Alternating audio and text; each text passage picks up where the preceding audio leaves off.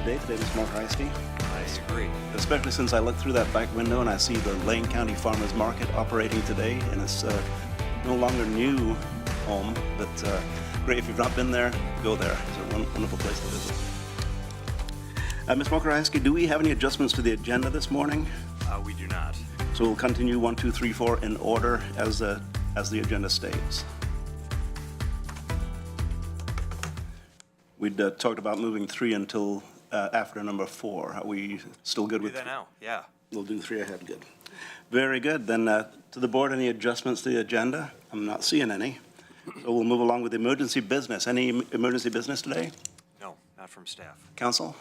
No, thank you, Chair. Thank you for that to the board, and no emergency business. Then we'll move along directly with number 3, which is something we love to do, because Lane County has how many staff members, Mr. Mokrowski? Goodness, over 2,000 people. Over 2,000. All of them are doing, more than their fair share of work. But today we have a special employee recognition, a group of employee recognition. Mr. Mokrowski, I'll turn it to you. Thank you, Chair and Commissioners. Good morning. We have a great group of folks with us this morning, and we're recognizing a team in Lane County from various departments, in particular our Technology Services Department and Emergency Management, for their assistance and coordination in response to an emergency that occurred in Curry County, outside of Lane County, actually. So a really good example of how Lane County serves not only its residents, but helps to step up when other counties across the state are in need. On April 26, 2023, Curry County was attacked by ransomware, specifically Royal Ransomware. And let me just pause and invite Mike. Do you want to come up here? Let me invite Mike Finch. We invite everybody up here, but we just don't have enough seats for everyone. So today we can't do that. But I'll give sort of an overview, and then Mike, I'd love to have you make some additional comments. So on April 26, 2023, Curry County was attacked by ransomware, which encrypted nearly all their systems and data and created major impacts to most of Curry County's operations and services. The following week, Curry County declared a state of emergency, and Lane County responded with mutual aid. They reached out to Curry County, officials reached out to Lane County, in particular Mike Finch, Director of Technology Services. And Mike arrived on site on Saturday, May 6th, serving as the Operations Section Chief for their incident command structure. Now, the board just had a work session a couple weeks ago, so you're all familiar with our emergency management response system, this national incident management system that in the structure that we use called incident command, the incident command structure. So in addition to Mike, several other technology services team members, as well as our emergency manager, Patience Winningham, traveled to Curry County over the next several weeks to help. And I want to name a number of folks that were significantly involved. Of course, Mike Finch served as the operations section chief for Curry County during that event. Dario Lopez, and if you could just raise your hand if you're here, feel free to raise your hand or stand. Dario Lopez provided on-site support for systems imaging and desktops. Eric Oster, assisted with network and firewall troubleshooting to help restore connectivity. Marina Sosa. Marina provided on-site leadership for redeployment of PCs and other user systems and devices. Jordan Tucker. Is Jordan here? Jordan wasn't able to be here. So Jordan Tucker provided remote SharePoint team support and helped construct a new IT work tracking website and system for Curry County. And Chris Younts. Chris provided on-site support for network systems and Microsoft administration and user support. In addition to those individuals, John Baldwin, please raise your hands if I call your name. John Baldwin, Jim Garner, Kim Morgan, Joellen Moyer, and Scott Noble provided their knowledge and expertise to answer questions and provide guidance during the effort. During this event, the FBI, the Department of Homeland Security, state, local, vendor, and volunteer organizations were all in. This is a huge event, and a good example of the type of resources needed to respond to an attack like this, a cyber attack like this. All of those organizations were engaged to assist in both the investigation as well as response and recovery. Curry County declined to pay the ransomware, which required a full reconstruction of their network, server, data, and other infrastructure, as well as wiping and re-imaging all of their PCs. Many agencies responded with additional technology skill sets, including Lane County, Josephine County, Coos County, Klamath County, Douglas County, and Umatilla County. So I want to, well, before we give a round of applause, I want to offer Mike, if you want to add anything, given the leadership role that you played in this effort. And I will just say a deep appreciation from all of us in Lane County for the support and response. And when Mike called me and said, hey, Curry County asked me to come serve as their operations chief, you know, it's going to be a couple weeks. I'm going to need to, if I say yes, I'm going to have to deploy and go help and focus on that work and not be able to focus as much on what's happening here in Lane County. Are you okay with that? And I said, absolutely, because these are the times that we have to step up and help our partners when they're in greatest need. And frankly, it helps Lane County in the long run, because now we have all the staff that have been involved in this are more knowledgeable, more trained, more prepared to, one, help us avoid a situation of a cyber attack like that, and two, if it did happen, be more prepared to respond to it. So I just want to, you know, we could go on all morning praising the response and the effort, but I just so appreciate it, and it's really reflective of, you know, the values and the culture that we have here at Lane County, that we're going to step up for our community when our community is in need, and if a neighboring community is in need, we're going to do whatever we can to support them as well. So Mike, I'd allow you to offer any additional comments. Thank you. I appreciate that, Steve. I want to thank our board and Steve in particular for what you just said. Your willingness and your support of mutual aid efforts to support our, you know, others in our state and around us, because, yeah, as you said, when we reach out and help them in their darkest times, we know that they're going to reach out and help us when we need them, should that time come for us. And as you said, we learned so much in these, and especially a technology disaster, right? That's that's an IT professional's biggest fear. I'll tell you, that's what keeps us up at night, is this happening, and being able to go not only help out, but learn from that event as people are there, and you know, gain that knowledge and bring it back. It helps us both with prevention and trying to prepare better for that, but also to respond when that time comes. So thank you to all of you for that. And then also I want to thank Patience Winningham at our emergency management office who invest in these as well, and have made Lane County a leader in preparation and response to these kinds of events, and personally invested in, you know, in technology services and myself with, you know, incident command training and providing opportunities to train up for this and be ready when the time came.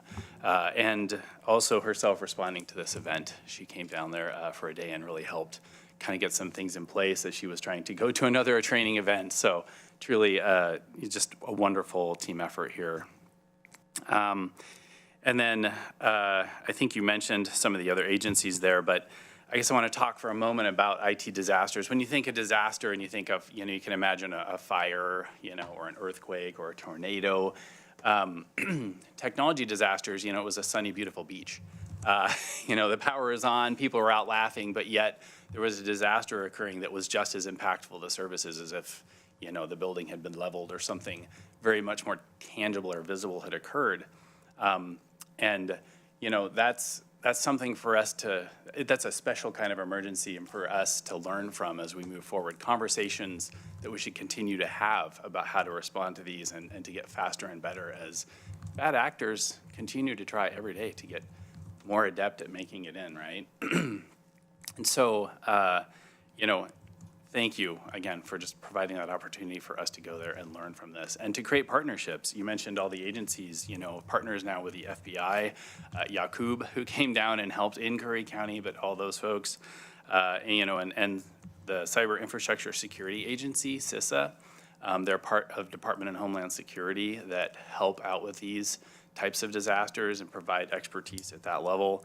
And then another agency I want to mention, ITDRC, which is an all-volunteer nationwide IT disaster recovery center. I did not know they existed before this event.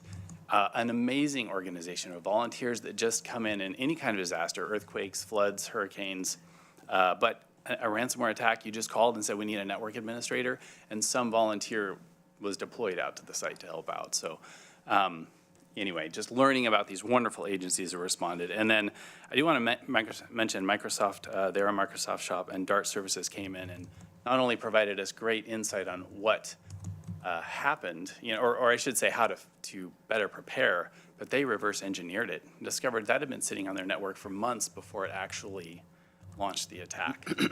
Stealing data, their job is to be hidden and not seen. So anyway, it's a great moment. We don't always think about IT, it's abstract, right? We flip the light switch and the light comes on. We don't think about the power grid behind it, right? And so similar with technology, it imbues us with superpowers. It helps us through pandemics, and keep functioning. But yet, when it breaks or goes wrong, what that impact is like as more and more day-to-day life depends on technology and everything we do. So it's good to advance and continue the conversations on that. So back to the appreciation. Thank you for giving this opportunity to be recognized. And I do want to just come back and thank my team.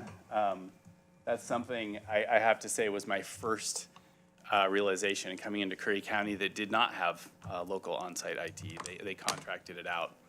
And that was the challenge. As all these resources arrived, they didn't have a CIO. They had the ingredients, but no one with a recipe. And that's what other counties have, right? We all have the same kind of tax systems and, clerk systems and assessing systems. And so we were able to help provide that recipe.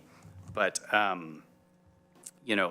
would just thank my lucky stars for the staff we have in our department. It's their skill sets and expertise. They didn't have that.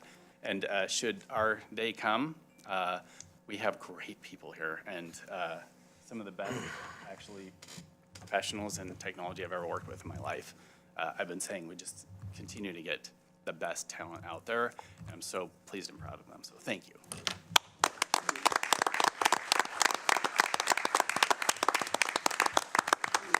Thank you, Ms. Moker. And Director Finch, before you leave, I'm going to quote you something that you said. I did not know they existed. You mentioned that with IT, generally people using your services don't know you exist, and that's what you want, isn't it? To not know you exist. But the fact that you're able to step out of your own county into Curry County, which is somewhat under-resourced, as you've pointed out, a small county where the largest city is Brookings, and the county seat is, I think, Gold Beach, isn't it? So it's, places we love to visit, but understanding that they have the intensity that we have in this size of a county, yet they don't have the resources to handle it. You guys are amazing. Darius and Eric, Morena, and Jordan, who's not here, if you're on the airwaves, and Chris, and I'll also mention John and Jim and Kim and Scott. We are most appreciative of the work that you do to make our work so easy. So thank you very much. And I wonder if anyone else on the board has something to say. Commissioner Buck. Thank you, Chair. There's nothing like a real-life disaster to provide some of the best training we've ever had in our lives.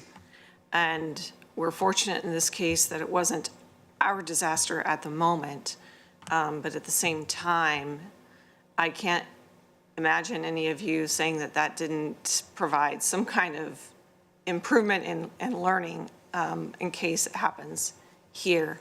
Our staff are just rock stars in this account with pandemics, wildfires, cybersecurity issues going down. I cannot thank our staff enough for what you provide, not only at home, but what you provide to our neighbors in our region. I know that they recognize you in a similar fashion. Thank you. Thank you, Commissioner. Commissioner Lovall. Thank you, Chair. Mike, we hear lots of accolades about you. I was in County College last month, and Commissioner Brad Alcorn and Jay Trost, they came rushing up to me when I arrived and said, do you realize how awesome your IT department is? And I had not heard of the disaster, and I said, well, tell me. And so they told me all about how you guys swooped in and rescued the day and saved their bacon, and they were just so appreciative. So they recommended that we make Superman capes for everyone. So those are in the tailor shop being made. And they also made a comment that I thought was really humorous. They said, fortunately, you have really good folks up there because the world as it stands today has two kinds of people. Those that are computer geeks that save the world and the rest of us that are carrot pickers. So we appreciate your expertise, he said, very much. So I thought I'd pass that on to you. Good job. Thank you, Commissioner. Further comments? Well, Vice Chair. Thank you, Chair. Thank you, everyone, for coming. I've said this before when we have Director Finch here, the tech folks are hidden. We don't see you, you're behind the scenes, and so it's really great to see you this morning, to be able to appreciate and thank you in person, not only for responding to this disaster, but for what you do every day for Lane County and for the public. I think people don't realize, they're thinking it's about the folks inside the buildings and our desktop computers, but every public record, the recording of every deed, every birth and death certificate and marriage licenses, and all the many, many things that are public-facing that, as I understand, just ground to a halt. I can't imagine, and I hope I never have to, what that would be like here. And so thank you for all the work you do behind the scenes. Even though you're behind the scenes, we see you and we appreciate you. Thank you. Thank you, Vice Chair. Commissioner Senegal. Yes, thank you, guys.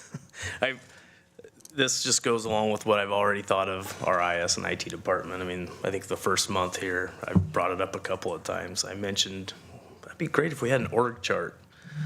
And a week or two later, Mike's like, hey, have you checked out the new org chart? And you get on it. I mean, that's just incredible. I wouldn't even know where to start on a project like that. So we really do appreciate all the hard work you guys do. And it's everybody. It's AJ, I mean, all you have to do is say, help. AJ's running up the stairs and your computer's magically working again. So thank you guys, and also thank everybody that couldn't make it here today. Really appreciate it. Thank you, Commissioner Senegal. And you know, Mike, you said I did not know that ITDRC existed. I thought you knew everything. But it's good to know that you don't know something. And I didn't know ITDRC existed either, and thanks to you, I can forget that they do. So thank you. Mr. Morgaraxi, back to you. Thank you, commissioners, and thanks, everyone. And that's all we have for you. So we do have some certificates here that I'll pass out afterwards. And again, just appreciate everyone's continued efforts. And I believe Devin is needing everyone for a group photo. You want that up front here, Devin? Yeah. Very good. Thank you very much. Thank you, everyone. Thank you. And practice.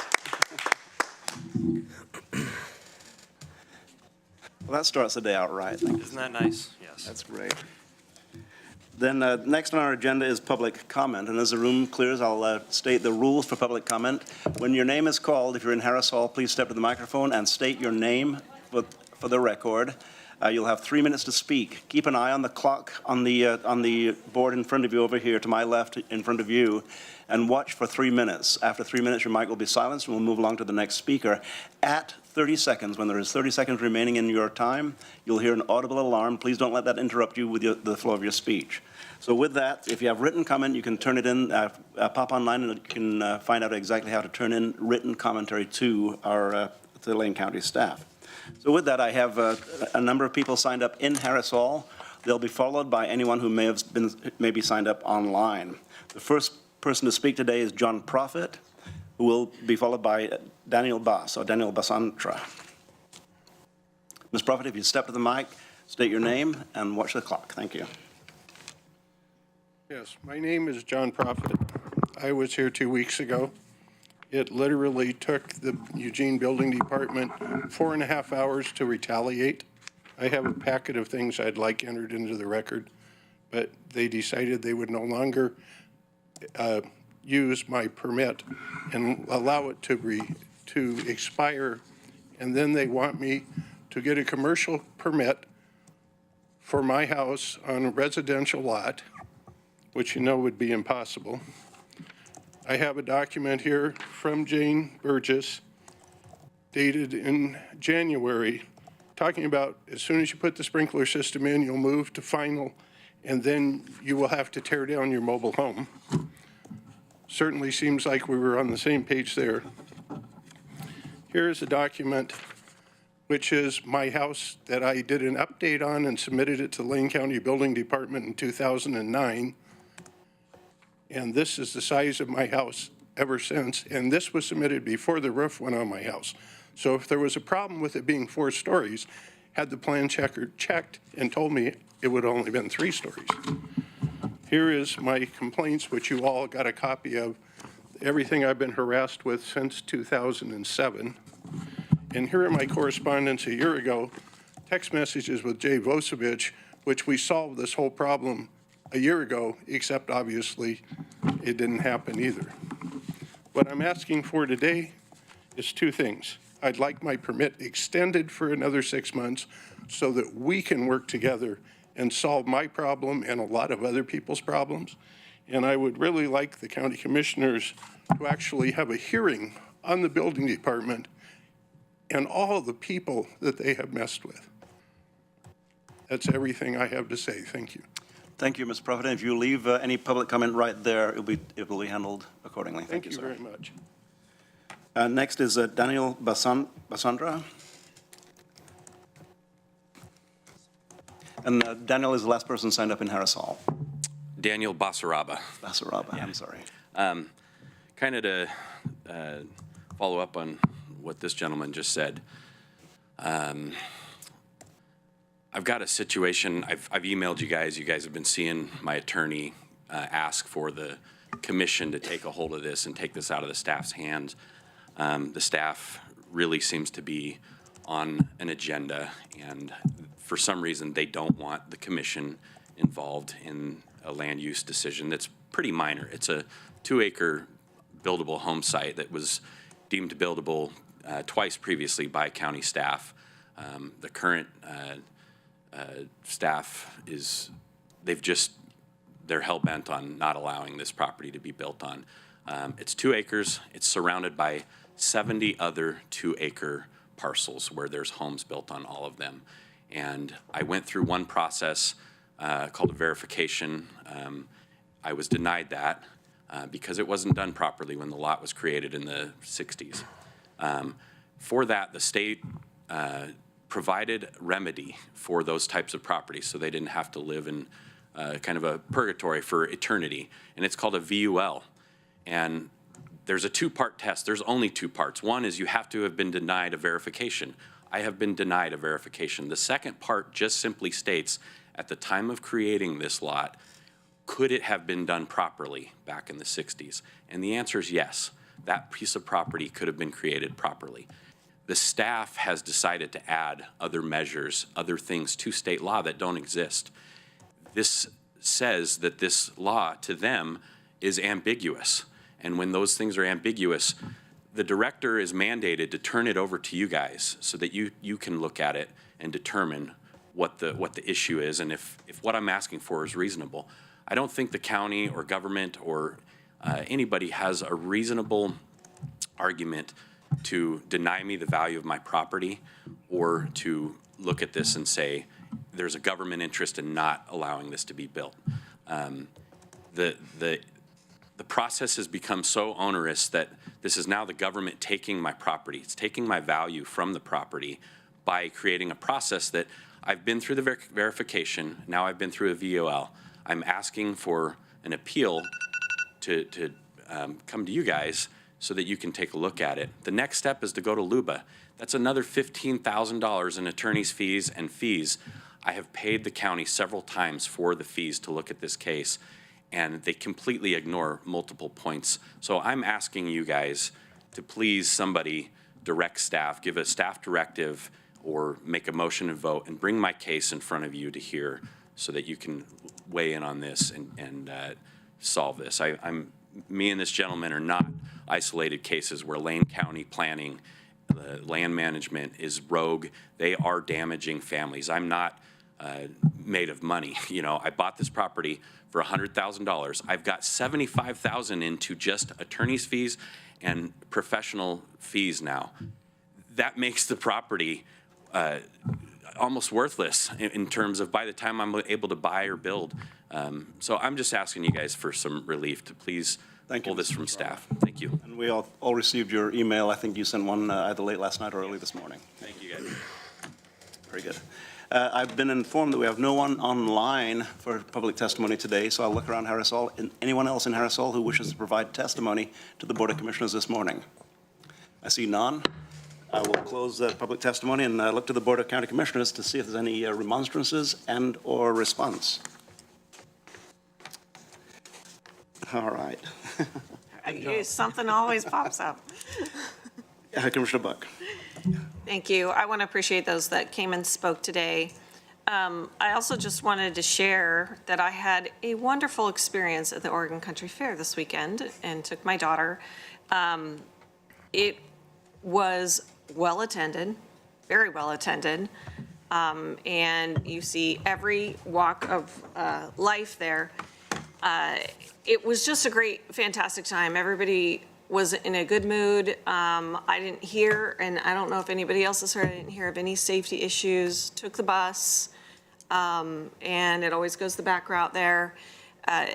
No problems with transportation that I know of, and I hope everybody else who attended had a wonderful time. Thank you. Thank you, Commissioner. Further comments or remonstrances? I'm seeing none, so, Commissioner Lovell. Thank you, Chair. Yeah, just as I'm sitting here listening once again to some issues with land management and our constituents having issues in building, it just kind of concerns me still.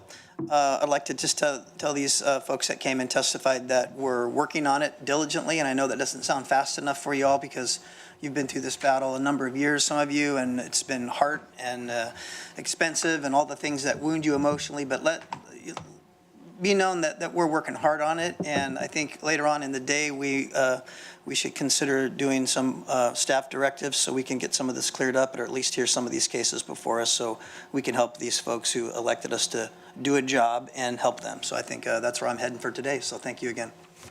Thank you, Commissioner. Further remonstrances? Commissioner Seneca. Excuse me. As a Lane County Commissioner, I don't want to be in the business of finding people. I've talked with Mr. Mokrahysky about this. We have to take some ownership. We know we've been having staffing issues. There's two sides to every story. I would like to see actual solutions to these problems. We need to work with our constituents. Nobody wants to be fined $2,000 a day. Nobody wants to fine someone $2,000 a day. So let's meet in the middle and get these kind of problems solved. We need to work on it. Dan, you're correct. That is the exact definition of stealing. I would like to, I mean, I've read all your emails. I've read, Mr. Prophet, I've read all your emails also. And I will assure you, you're not the only ones that are having these kind of concerns right now. So, yeah, I think as a commission here, this is something we need to look into. Thank you, Commissioner. Vice Chair Trigger? No? Okay. Then, Ms. Mokrahysky, listening to testimony this morning and of the testimony they received, I'll briefly go through the process. When our land use division has a challenge, quite often it goes to the hearings official, and the hearings official makes a decision on that. And a hearings official is through LCOG, I believe, is our hearings official. And the hearings official makes a determination. Historically, the Board of County Commissioners has had an opportunity to review hearings officials' decisions and either confirm them or ask for further analysis. In recent years, we've not done that. My question for you, and you don't need to answer this right now, I'll bring this up later on in the day during probably assignments, is how do we get to a point where we can review a hearing official's determination, ask for either further analysis or actually use the board's discretion to overturn a hearing official's analysis. So I'll ask you for that later on today. You don't need to respond on the spot, Mr. Mokrahysky, but that is something that will be coming back later on today. Very good. Anything further? Council, did you have something to add on that? No. No, thank you, Chair. Only to say simply that I think it would be very appropriate for my office to answer that question. Very good. Then there is one thing that I wanted to mention also, Mr. Mokrahysky. You know, Steve Manella was in his list of duties. One of his duties was he was in charge of our veteran service officers. The director of the manager of behavioral health for Lane County is. Of Human Services for Lane County, handles veteran services. That is Kate Budd today. And reporting to Kate Budd is Joseph B. Riley, who has a high degree of expertise, and he's well respected throughout the entire state for his work.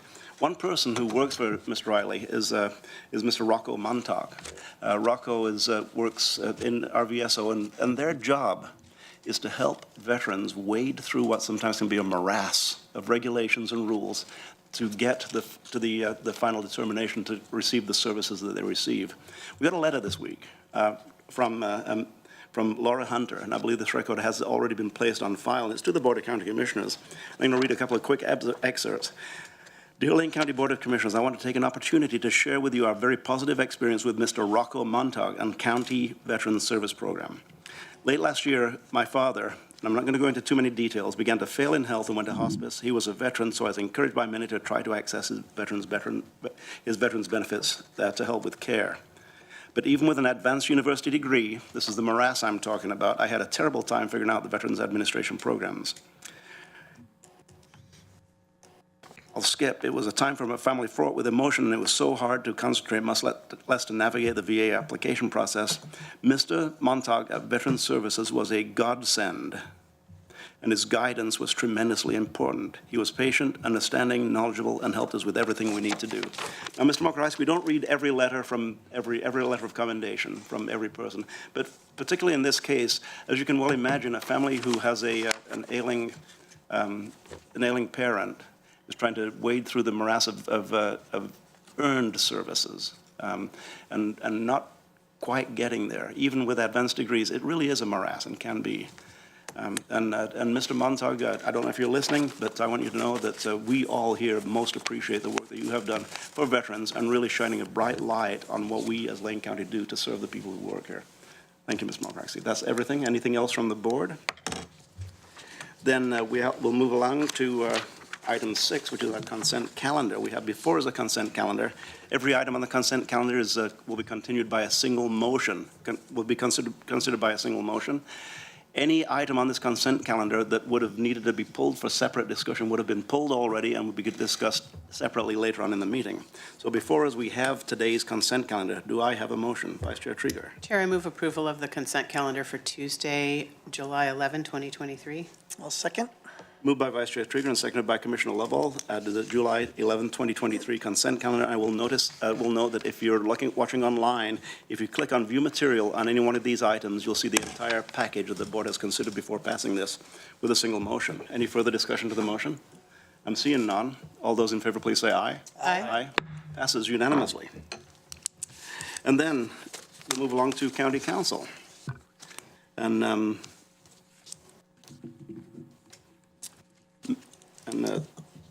Ms. Pettigrew, we have announcements. Ms. Pettigrew, it's good to see you today. Good to see you as well, Chair. Good morning, Vice Chair, Commissioners. Nice to see you again today. I have a brief announcement today, and that is that we had a new attorney join our office on Monday, Emily Vario. You might see a new face in the hallways. Emily is delightful, has a great sense of humor. I hope you stop by her office while you're here today and say hello. She did prepare a short bio, and I'd like to read it for you today. Emily's got a broad range of experiences and backgrounds, and anyway, without further ado. Emily Vario was born and raised in Texas. Prior to law school, she had a wide variety of retail and office experiences, but the most interesting was her work as a blackjack dealer in Louisiana. While at the casino, Emily earned her BS in political science from Lamar University in Southeast Texas. Emily moved to Eugene to attend the University of Oregon School of Law, and while in law school, she earned certificates in tax law and transactional business law in addition to her JD. After graduation in 2019, she went into private practice and focused on tax law. Emily has previous experience in contracting, procurement, and general counsel work from her time in the University of Oregon School of Law. While she gravitates towards tax-related issues, she is happy to be of service in any capacity as needed. She enjoys volunteering her time as a mentor to first-year law students, and she volunteers on 2 boards, the Oregon Women Lawyers Foundation Board as a general member, and the Sheldon Little League Board, where she serves as treasurer. Outside of work, she loves spending time with her family. She enjoys baking and likes to spend time in her garden. Please join me in welcoming Emily to the team. Thank you. Well, thank you, Ms. Pettigrew. Is that everything? Yes, and I hope to have Emily here in person in the next couple weeks so you can see her and say hello as well. Thank you. Any comments from the board? Thank you. Then we'll move down our agenda and move into county administration. Mr. Mokrajski, we have before us today Order 2307-11-05 in the matter of establishing a board response to incidences of hate, bias, or violence, and providing the board chair with approval authority. Mr. Mokaraisi. Thank you, Chair. And we have coming here Latife Amato, our Equity Manager, and Devin Ashbridge, our Public Information Officer, who have been working on this issue for some time. And so we're pleased to bring forward to you a more formal, the recommendation of a more formally defined process for responding to incidents of hate, bias, and violence in our community. So I'll turn it over to Devin and Latife. Good morning, Chair, Fire Commissioners. So this is something we have wrestled with in recent years, and we're very pleased when it was made a board assignment because that always provides our work with a little extra support. And so what we have before you to consider is a possible framework to allow the Board of Commissioners to respond in a nimble and timely manner to incidents of violence, hate, or bias in our community or in others. The challenges we face, one is your weekly meeting schedule and the need to, for very good reason, properly notice any items that come before the board. And that has traditionally made it very difficult to respond in a timely and appropriate manner. We also have the challenge of trying to create a process that allows for some level of evaluation of these situations before determining what is the appropriate response. And so we've tried to solve both of those challenges today. So I will go over the contents of the proposal, and then Ms. Amato will share why it is so important that we're doing this now. So we are proposing that a series of criteria and a new process be put in place by the board.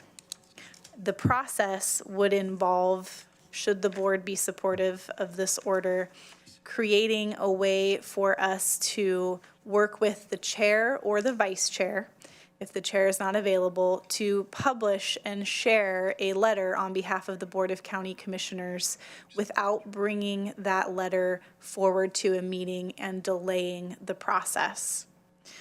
The criteria that we would look at an incident with to determine the level of response includes proximity. Did the incident occur within Lane County or a neighboring community? An incident that occurs outside Lane County is rarely likely to qualify for a formal response from the board, but we do see those large-scale incidents that make a difference on the national level, and in a situation like that, it may become appropriate. Severity. How many people are affected and in what way? This is probably the most difficult of the criteria to examine and will require a great deal of conversation and flexibility. Intersection. So does the incident intersect or relate to services provided directly by Lane County? If an incident is directly connected to Lane County services, the need for a formal response from the board does increase. If an incident is not connected to a type of service that Lane County offers, the potential for the need for a response lessens, but of course that can change depending on the proximity and the severity. Repetition is an important piece of that as well. Is this an incident that has occurred multiple times? Repetition often increases the severity of an incident. And then confirmation. Has the incident been verified by a trustworthy source? If an incident cannot be reasonably confirmed, a statement should be delayed. So, we all know that especially after, especially traumatic incidents, that information that has been confirmed is not always readily available. And so it's a balance of making sure that the board is responding when we know what has happened with certainty, rather than accidentally getting caught up in some of the rumor that happens after any kind of large-scale incident. Looking at those criteria, the process that those fit within would be a discussion among the county administrator or designee, the public information officer, our equity manager, and county council. If we find that a response is necessary, we would draft such a response work with the board chair or the vice chair, and then be able to, once that response has been reviewed and approved, share that publicly on behalf of the Board of County Commissioners. We have also, in this process, identified the elements of a response so that there is some understanding from each of you what you would be potentially assigning your name to. So we do believe that in any response made by the Board of County Commissioners, it is important that there's clear identification of the incident to which you are responding, clear language denouncing the incident and its effect on victims or a larger community, acknowledgement that other communities face similar discrimination and bias, if appropriate, based on the type of incident, reference to the board's 2016 resolution reaffirming our values, and any information related to efforts Lane County may be taking to counter similar incidents of violence, hate, or bias in our community. And I think with this, I'll turn it over to Ms. Amato to talk about why that is important. Good morning. Good morning, everybody. So as Devin mentioned, I think the timeliness has been one of the biggest challenges that we have in our community, is really looking to us for a response, for an affirmation, for additional support that we are not only paying attention, but that we are really considering different ways that we can really counter such acts. I also wanted to share a little bit of the Department of Justice recent data on hate and bias. So 2021, there was a little bit over 100 incidents recorded in Lane County. 2022, that jumped to 179.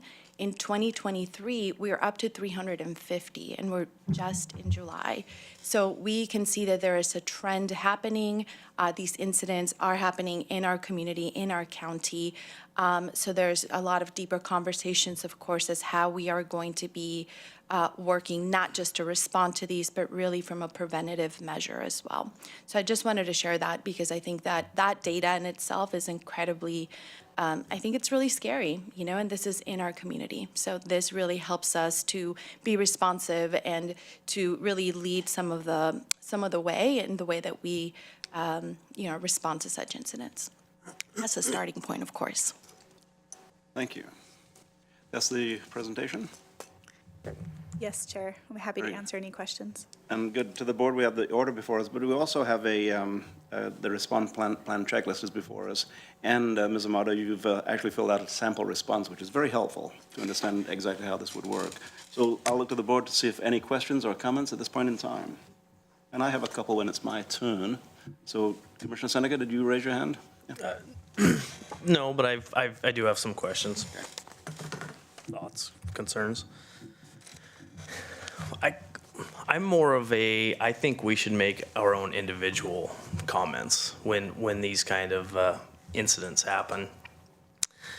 Devin, you and I have worked side by side multiple times now, and you're very accessible. If I had, I always love your input.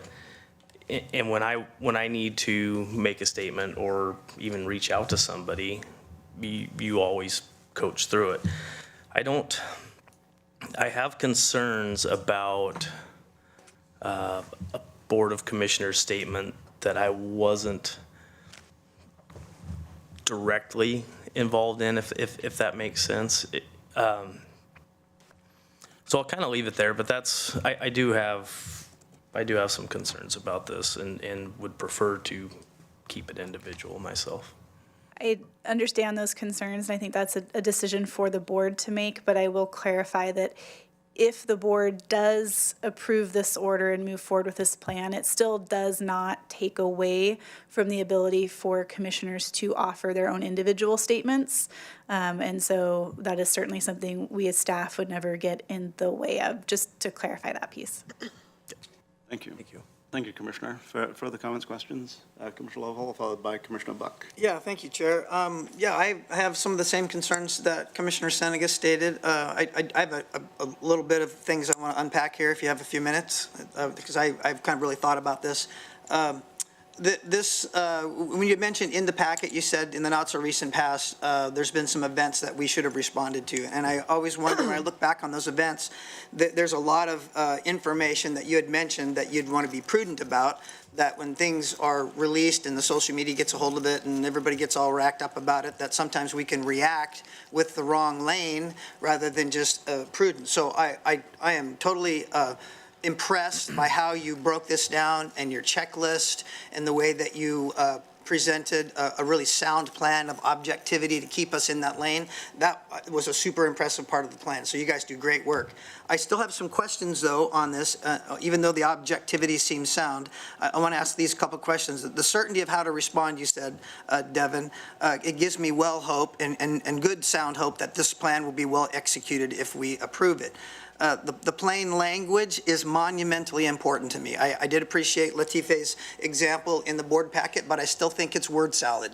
We need to remember we talk to the public. The public doesn't speak our county language, doesn't speak our terms or our acronyms. We need to speak like we're talking to 8th graders. So that's my main concern about how our message would be received and typed. And then ultimately is, how does this overture that we're going to do by making a public statement, how does this stake in the ground that we put as a Board of County Commissioners, how does it move the trend that you're talking about, that now we're having 350 plus instances just so far this year? How does this statement help that? And in my mind, you know, every time we have something going on in the country, we hear, oh, my hopes and my prayers are with you. Well, people are tired of hearing about that. I mean, it's almost an offensive statement anymore, honestly, right? And I think that given the hearts and the trust that the public has put in each one of these commissioners on this board, that their own sentiments, I think, would be better well received by even the county at large and specifically the constituents than if we put together some statement that was sifted through 4 or 5 people in, you know, a day or a day and a half. I have some serious reservations about when the board puts out a statement that I don't have my stamp on. And sometimes the boards put some things out that I didn't have any input in, and so that's super important to me. I have a few more questions that I don't need answers to, but just in my head. Is this absolutely necessary? I ask, what does it accomplish? Does it aid public safety? Does it gather necessary resources to counter the effects of the act? And does this make our constituents better because we've taken a stand instead of actually doing something significant? So I've got a couple more questions, but those are my main ones just for now. So thank you. So I'm happy to respond in terms of the trend. I mean, there is a lot of research on elevating that we are noticing. So there is an aspect there where we can absolutely influence because we are noticing it and calling to action changes. I also just mentioning that this is a starting point. It is not the end point, and there's really parallel tracks where we can do both. We can both respond and put forward action items to ensure that we are really working from a preventative lens. I do agree that action and words should go hand in hand, but words are also important. And having, whether it's the board as a whole or individual commissioners, stand up and say what is and what is not okay in our community when it comes to how we treat one another does have some power and does help remind people what our values here are and provides a backdrop for that more direct work to move the dial on that. So I certainly hear and understand your concerns. I do think there is still value in the words, again, whether they come from the board as a whole or from individual commissioners. Thank you. If I- Follow-up, Commissioner? I'm sorry, please. I'm so sorry. I also just wanted to add, so a couple of weeks ago, the White House actually put out a U.S. national strategy to counter anti-Semitism. And one of their key strategies is calling on elected leaders at all levels to recognize and celebrate those in their communities and also to speak out against anti-Semitic messaging and or acts of hate and bias. So obviously this is a little bit more targeted towards anti-Semitism, but that is about 63% of the religious hate crimes in this country are towards American Jews. So I think that there's been a lot of research done as to some of the strategies to combat acts of hate and bias. It is not the only, but it is one of their strategic initiatives to do so. Thank you. Commissioner Buck. Thank you, Chair. I appreciate you bringing this together. I think when I requested it earlier on, I didn't know how it would come about or how you would form it. And I too am impressed with your diligent thought of looking at every step so that it is something that we know all commissioners could respect and stand by.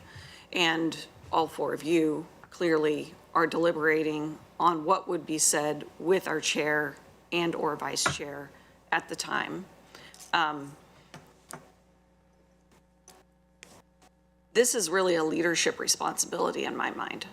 If we want to be leaders in our community, we need to make a really impactful statement and actions when it comes to our most vulnerable who are being treated with hate, bias, or violence. It is our absolute responsibility as an elected official to do so. This is one of those ways in which we can respond and ensure that our community knows that we're paying attention and that we have a moral responsibility to react to our community's needs. When this happened, when I brought this forward, we had been having some anti-Semitic flyers going around and other actions along with it. And before I spoke, Commissioner Traeger spoke about it as well. When we don't respond in a timely way, the community looks at us and thinks it's okay. We haven't said otherwise, or we haven't timely responded to the incident, and think that, well, I guess the county doesn't really have anything to say about this. And we know that that's not true. It's really important to the community to know that we are going to make a stand on their behalf and be on the right side of history when things come along in our community. It's not going to be the only time. It's not going to be the last time. It's going to, if it's not anti-Semitism, it's going to be something else. And these things tend to revolve over time. We see hate and bias crimes happen in a cyclical manner. I strongly urge the rest of the commissioners to consider what this has to say. We can try it. If something happens and it doesn't work, we can tweak it. We can come back and talk about it.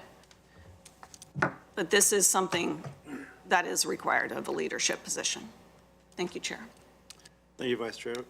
Thank you, Commissioner Buck. Vice Chair Trigger. Thank you, Chair. Thank you so much for this work. Thank you, Commissioner Buck, for making the assignment. I'm fully supportive of the order and prepared to make a motion when the time comes, unless Commissioner Buck would like to do that. I really appreciate how thorough, we've set a pretty high bar for having a response that is on behalf of the board without the board being able to discuss it beforehand. So I appreciate staff taking into account that that's not something we ordinarily do and that we have to be pretty extraordinary circumstances. And unfortunately, we see those extraordinary circumstances occurring more and more frequently. I take it as both a good and a bad sign that those numbers are on the increase in the report from the Department of Justice, because to me it says, I don't think there were necessarily fewer incidences in 21 and 22. It's just that people are more aware and empowered of how important it is to speak up. And that's exactly what passing this order is demonstrating how important it is to speak up. Commissioner Buck used the word leadership, and that is exactly the word I would use as well. I would also add, I think it's important because often it has historically been government that is the perpetrator of violence and bias against vulnerable communities. And so I think it's really important when a government entity can take a stand and say, we're working to repair past harms and committed to not causing further harms and injustices as a governing body. The community does look to us. I will note that when I was just a couple of months into having taken office was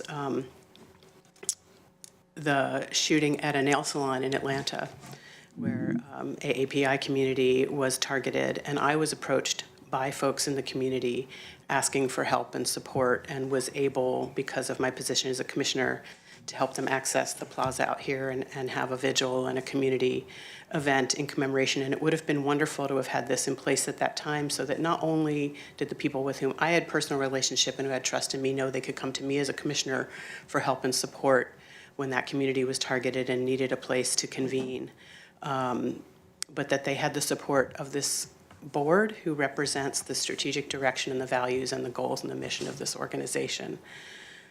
So I'm fully in support. I don't have concerns given the rigor of the process. And again, as has been stated, individual commissioners are still welcome to make their own comments before this process, after this process, in the midst of this process, to either amplify or give their own take on a decision or a statement that is made, rather, excuse me. So this does nothing to take away our individual ability as individual commissioners to make statements and signal very clearly to community where we stand on matters of hate and bias. And so I very much appreciate the work and really look forward to us being able to be more responsive. I have absolutely heard far more from people concerned that we've been conspicuous in our absence as an organization in the past when there have been significant issues in our local community and nationally that are impacting our local community. Thank you. Thank you, Board. You know, I have views on this that are different to any of the statements that have been made today. We all have personal views. My views are based on a long history of both observation and involvement, and also personal experience. You know, as we get older, as we grow, and we see more things, we wonder what can we do about it. And quite often, we ignore it. You know, easiest to ignore, usually. You see somebody getting punched in the face down the street, you step in and risk getting your face punched. Well, you know, it's easy to ignore. It's easier to mind your own business. It really is. But sometimes we can't mind our own business because we have people in our community, people all around us, whether they're children, whether they're veterans, whether they're suffering from disabilities, or whether they're suffering from behavioral health disorders, whatever it may be. We have people all around us who are less able than we are to step forward and make a statement regarding the things that are happening to them. We see it every single day. We can all talk about personal experience, and I can talk about my personal experiences with it. But in fact, back in 2016, on the steps right out there, right at in the Wayne Morse Free Speech Plaza, Commissioner Stewart read the order and resolution, order number 16-12-606, and regarding precisely what we're talking about, regarding Lane County's views on this. And some of the things that were in there: continue to build strong and vibrant communities that promote kindness, compassion, and respect. Work to bring our teams and communities together to maintain a welcoming environment. And committed to upholding and reaffirming Lane County's core values consisting of integrity, respect, openness, accountability, public engagement, diversity, stewardship, and empathy. These things have already been said. We said this in 2016. We're not talking about anything new here. We're talking about sometimes reminding people what we did say based upon specific incidents that are happening around us, things that we see. And because of that, we all bring our personal views and our own personal experience. When we see children being threatened, when we see people who are unable to defend themselves being threatened, we step forward. We should step forward, and we should do what we can that is within our power to help specific incidents and to remind people what we have already decided as Lane County, what we have already decided. Not new stuff, but new incidents. New incidents, 350 so far this year, that do occur. And, you know, the incidents are on the rise, but we have also made it more easy for people to be accepted in reporting incidents. And the action that we are going to be considering today will help to make people more comfortable in reporting incidents, whether it be to the Sheriff's Department, whether it be to the county administrator, or whomever it may be toward. So based on that, you know, I'm not going to talk about my personal experiences other than about 7 years ago, my daughter-in-law, who is of Mexican heritage, was walking down Fifth Street with our 1-year-old grandchild, and was told that she was going to be thrown back over the wall. You know, I mean, that happens every day. She didn't report it. So the 350 incidents you reported, it would have been 351 if that had happened today and she had reported it. This gives people a greater opportunity, I believe, to stand up and report things that are happening to them and their families, or observation that they make. I don't believe we're going to do it unjustly. I don't think we're going to do it unilaterally. I think we're going to do this based on very specific incidents that really do have impact in the community. And we are the leaders. The Lane County is 260 some odd thousand people who've elected 5 people to lead them. And each year we elect a single board chair and a single vice chair who are elected to lead the board. If a motion is made to this, I will support this motion. And when the order comes before me, I will sign the order. So with that, for the discussion, Vice Chair Trieger. Thank you, Chair. Actually, would that be to the motion or prior to the motion? Discussion. Discussion? I mean, you said it perfectly. I'm sorry, Vice Chair Trieger had hand raised, and I presumed it was to make a motion, but please, Vice Chair. Actually, no, I had a question for staff, so go ahead, Commissioner Senega, since there's not a motion on the table yet. Yeah. Yeah, okay. No, it was said perfectly. And like you said, it was done in 2016 before we possibly implement this. My question, and Mr. Mokrajski and I have spoke about this, there have been statements made that were controversial. And so I guess my question is if something is said and it's grabbed by a group and taken wrong, how do we step that back? I guess that's why I like the option for an individual statement. I mean, what would that look like? Thank you for the question, Commissioner. Are you saying that someone may have taken a statement released on behalf of the board out of context or had an issue with it? Correct, yes. That is very likely to happen, especially on social media. I think that if there is true misunderstanding of the intent of the board's words, or doesn't provide the context, there's an opportunity for us to formally correct that and to try to add that context. I do think that whether the board chooses to respond or not, there will always be someone who is unhappy with that reaction. And I think part of what we would need to do through this process, and it would not be a perfect science, I think we would need to make adjustments along the way if this is enacted, would be to decide when it's time to stand by our words, even in the face of people who are upset. And I don't have a great answer for what exactly that looks like, because I think it is so incredibly situational. As a staff member, though, I would, again, if this process is put in place, look to either the chair or the vice chair for guidance in that, as they are in the position of making some of those decisions on behalf of the board. But I do think we may have some tough choices to make when it comes to whether we walk something back. Is it truly controversial based on the values that the board has set forth, not only in the strategic plan, but in the 2016 resolution, or not? And so I think there's learning we would need to do in that regard. Thank you for the valid point, Commissioner Senega. In response, Mr. Mokrajski. You know, I just want to add, I agree with everything that Devin said, and just to remind that right now we don't have any criteria in place. I actually think that if the board supports this action, the likelihood of the scenario you're referring to happening is much less likely than it is today. Or if we don't have this criteria in place. What Devin and Latife have put together, I'm really impressed with. There's really solid objective criteria that limits sort of the ability for subjectivity or individual influence, because the chair, typically every year we have a different chair and vice chair. And so you're gonna get different lenses and views and perspectives based on that. What this document and criteria, in my eyes, does is help to sort of level that playing field and say, this is really, it takes our values and all the things that Lane County has for, a decade or so at least, been pretty explicit about what we believe and what we stand for, and it has some criteria around that. So, I mean, just these things, I think you went through some of this, but very specific. Did the event occur in Lane County? Was severe. The event was severe and affected people, and it affected many people, or affected people in a significant way.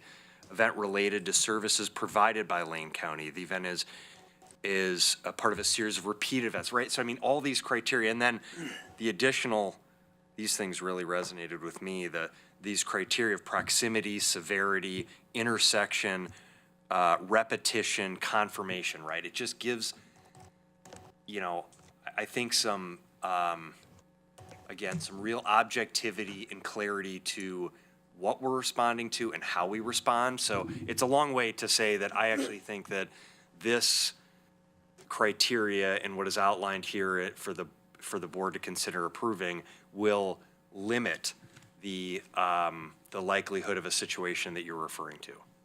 Yes, I did read all the information there, thank you, but I guess was what we're missing is the head nods, right? I mean, No, there's an order. We haven't made a motion.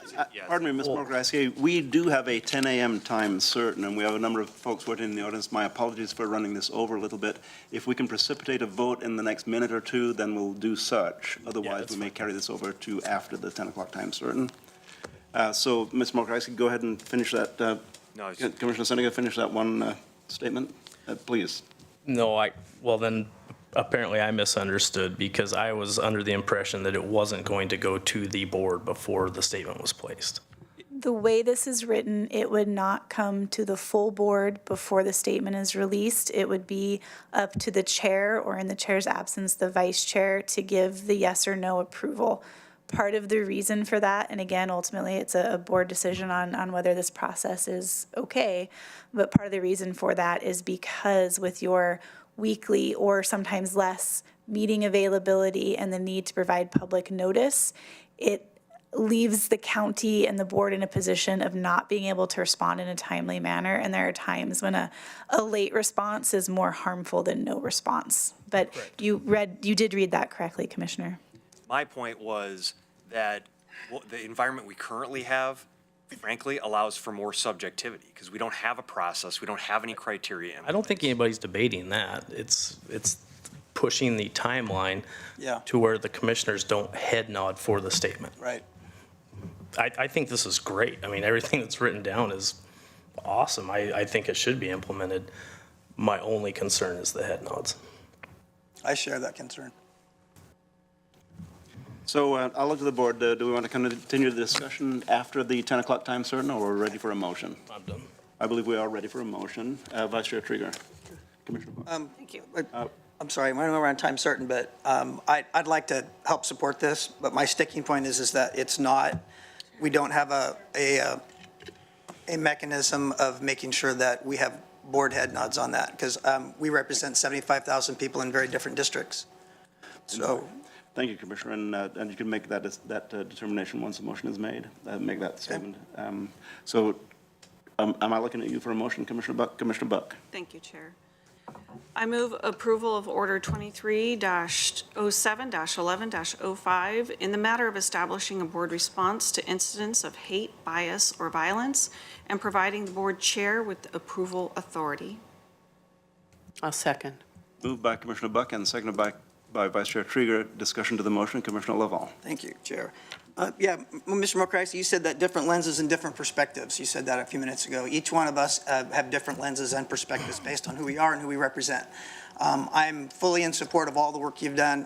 Again, it's a super job. There's got to be something within the motion that, as Commissioner Seneca stated, that all of us are united. I have this written down when you said that different lenses and perspective. Leadership, as what Commissioner Buck said, starts with us. We are the leaders. I acknowledge that thoroughly. But leadership starts with one, but success comes from a team alliance. And so what I'm asking is part of this motion that we should add to that the process must be unified and it must include all commissioners' input. Thank you. Discussion to the motion, Vice Chair Trieger. Thank you, Chair. I'm in support of this, and the reason it came forward was to give us a more timely response than waiting to get all commissioners in a publicly noticed meeting with the proper advance timing. And so that's why I'm supportive of this. That's why it was brought forward. And my only question, and my understanding is statements would focus on the affected community and the impact of the incident. And so what is the mechanism by which an incident, should there be an incident flagged for a commissioner, for instance, I receive a phone call or a message, then I would forward it to PIO, to our equity manager, and say, got this from a community member, this is happening, because this is what often happens. The recent incident of anti-Semitic flyering was, we were made aware of that by impacted community members who received these flyers. So I just want to confirm this and get in the record, this is not something that staff will just sort of decide there's something happening. It will be evident, it will be brought to attention through media channels, through communications to commissioners, through direct impacted communities reaching out and saying, we're hurting, this is happening, we're being targeted, what is the response? Is that correct? That is correct. Thank you. Thank you, Vice Chair. And, I'm not going to say anything further on this other than to say, when we have votes, 5-0, 4-1, 3-2, whatever they may be, those in opposition do have an opportunity to make a statement in writing as to how we don't always do it, but why they are a no vote. Because it's important that people understand why we vote no or yes. Quite often the yes vote outweighs the no votes, and the no votes are just left to the speculation of why would somebody vote no on this. So I encourage anyone who, whatever direction this vote goes, anyone who has disagreement, that they can make very clear why they disagree, because I've heard statements from the entire board that they're in support of the general message of this motion. So with that, any further discussion to the motion? Then I will call for the vote on, let me read the board order. It's Order 230711-05, in the matter of establishing a board response to incidents of hate, bias, or violence, and providing board chair with approval authority. All those in favor, please say aye. Aye. Any opposed? Nay. Nay. Passes 3-2 with Commissioners Lovall and Senega in opposition. Thank you. Thank you. And to the folks waiting for our 10 a.m. time certain, I apologize for running over, but as you can see, that was a rather eventful discussion. And for anybody who may be waiting for 10A, 10B, excuse me, no, 10B is our next item. So we have a discussion and update on the Charter Review Committee work to date. And Mr. Mokrahajski, I'll ask you to introduce your panel, please. Well, I'll be very brief and turn it over to Jenna Cusimano and just thank Jenna for stepping up and taking on the staff support for the Charter Review Committee. Jenna's our Community and Economic Development Analyst. And then, of course, we have Morgan Monroe, the Charter Review Committee Chair here. So I think you're going to take it and introduce the item. Go ahead. I shall. Good morning, Chair Fark, Vice Chair Trieger, Commissioners. As noted, I am a staff liaison for the Charter Review Committee, and with me here today, I have Committee Chair Morgan Monroe. We are here this morning to provide an update of the Charter Review Committee's work to date. So in 1958, Oregon County voters had the opportunity to adopt charters for their county governments. In 1962, the Home Rule Charter for Lane County was approved by voters. In 2010, Lane County voters approved an amendment to the charter, directing Board of Commissioners to convene a Charter Review Committee every 10 years.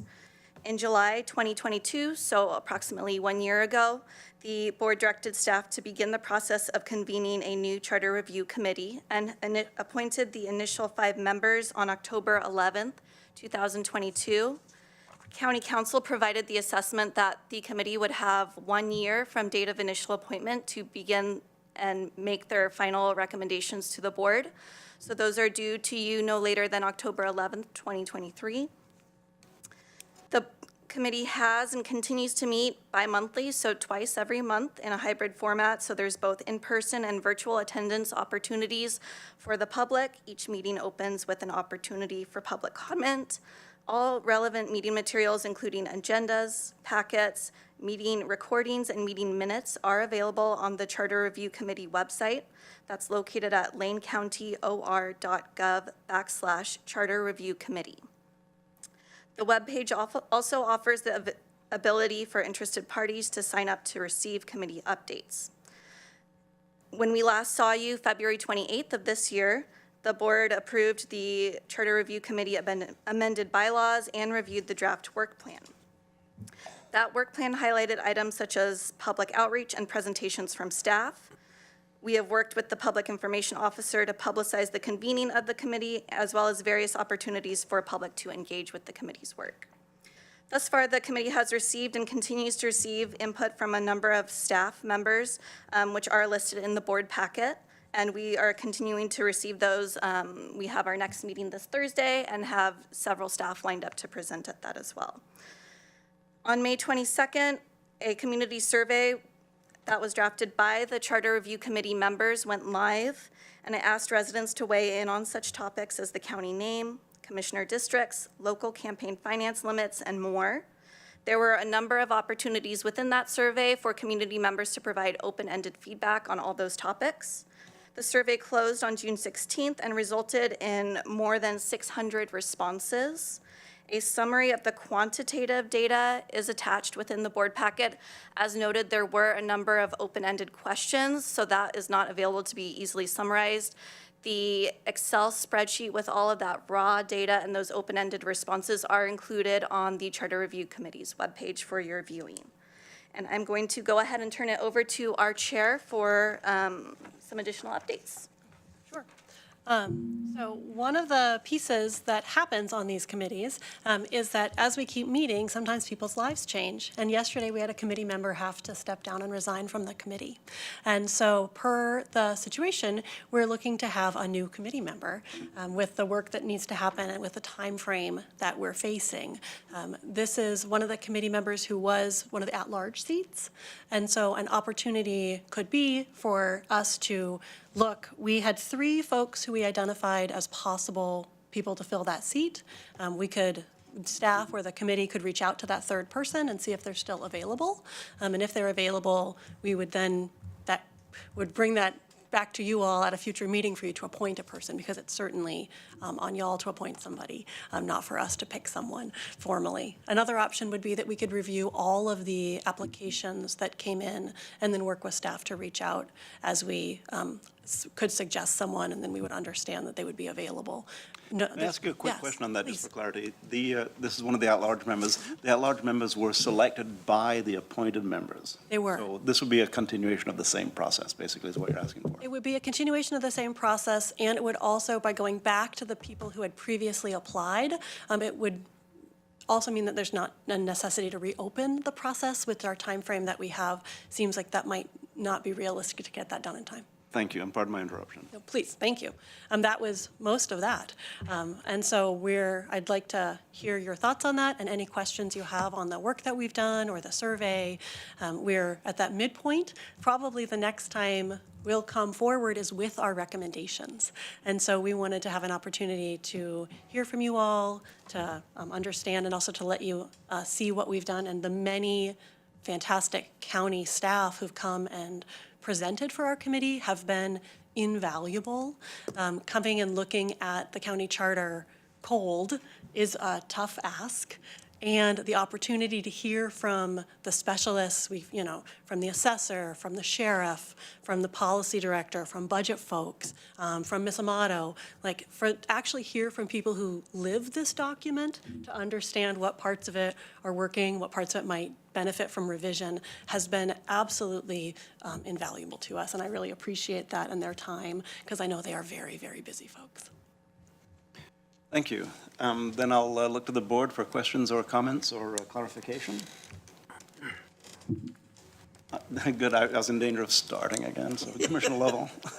Thank you, Chair. First, Ms. Monroe, you come highly touted by the people or on my email and my phone thread. So I wanted to make that publicly. You are doing a phenomenal job. Now, I haven't been to any meetings, so I'm taking their word for it, but these are people who are in the know and they respect your leadership. So I just want to say thank you for taking this on. You'd mentioned that the charter review process and the stimulating text are a challenge, so I appreciate you getting through that. The thing that I noticed about the data, which didn't cause me any red flags, just a question, only about 16% of Lane County's residents responded.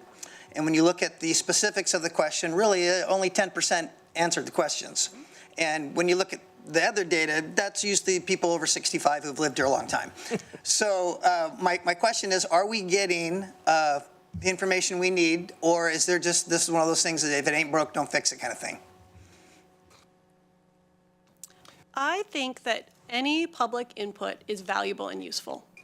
And I also think that recognizing how the respondents from whom we've heard may not perfectly accurately represent the demographic skew in our community is a really important thing to balance. And we have the benefit of one of our committee members is actually, I believe he's leading the 3 p.m. program at the U of O right now. And so he's a statistician who specializes in this in his work life.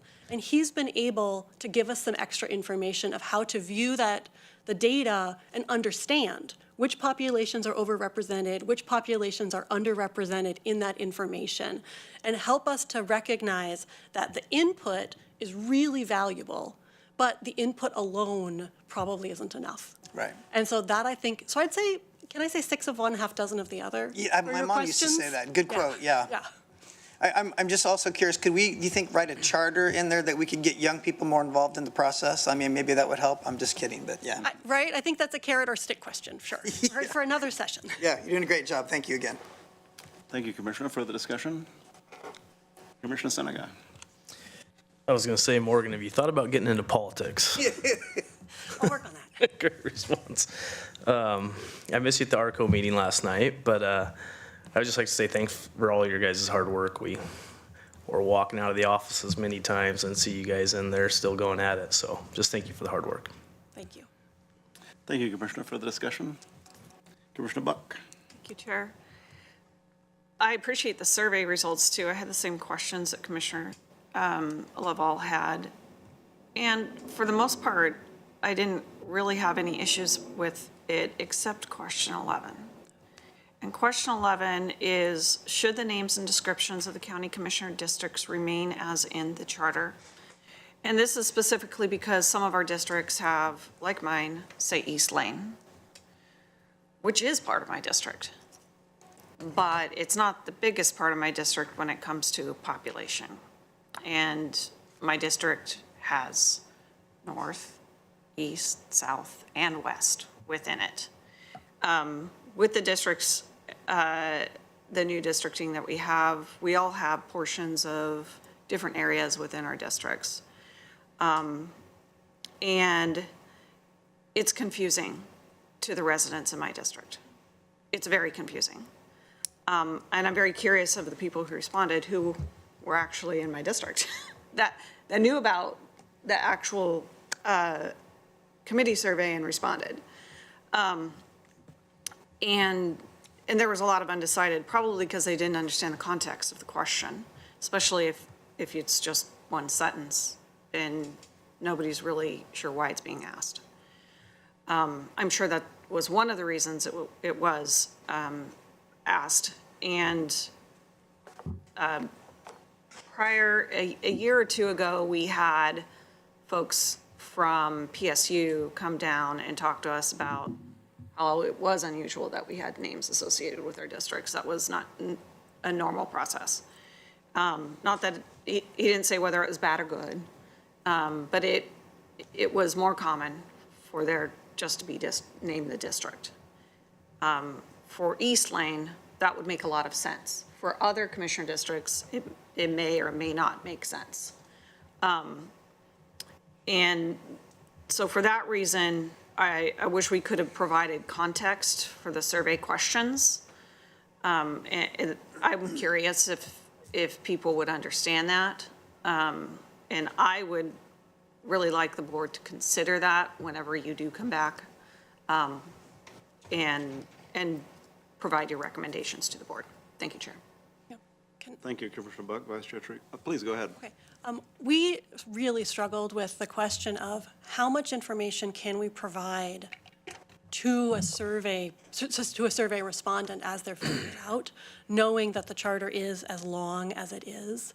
And our committee, I would say, went back and forth repeatedly trying to figure out, is there a way to provide enough information?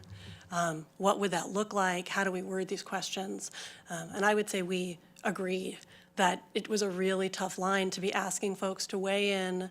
You know, you want a short question that's understandable in regular English and regular plain language. And that was really tough with some of these really complex pieces. And the scale of history with some of these pieces of the charter is something that we've really taken very seriously and really struggled with in our committee as well, trying to understand sort of how to frame this, what to ask, what's appropriate, and then also recognizing that the responses are coming through the filter of somebody who potentially filled out this on their phone without ever thinking about the charter before, and also someone else who pulled it up and printed it out and went over it with a highlighter and sticky tabs. And so folks are going to deal with that in different ways, and I would just say we've really struggled with that as well. Thank you for that response. Vice Chair Trigger. Thank you, Chair. Thank you for the work and the update. I know this is just a midpoint report. We don't need to belabor, but I do want to piggyback on what Commissioner Buck raised, the issue of naming districts versus numbering them being highly unusual. City council wards are identified by number, House districts in the legislature, congressional districts. It's only the county commission that has a geographic descriptor and a district number, and going just to district numbers does sort of clean things up a little bit. Commissioner Bucks is not the only district that suffers from this confusing name that doesn't really represent or that misrepresents. I mean, people refer to my seat sometimes as South Eugene, which is a neighborhood, much smaller than the entirety of the district. My district encompasses, I think, 8 different recognized city neighborhoods within Eugene, and not all of them South Eugene.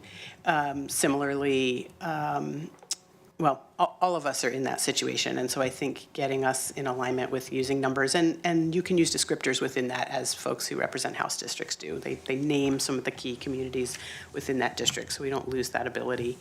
But I think it's really important, but it is difficult to give the general public the context, the understanding, and the implication of making such a change, or really lack thereof. It doesn't actually really factually change anything. Similarly, with the name change, I was really curious to see that on the survey, and that will be informative only should there ever be a community-driven request to do such a thing. I don't see that. That needs to bubble up from impacted and affected communities. We've had that conversation many times here at the dais.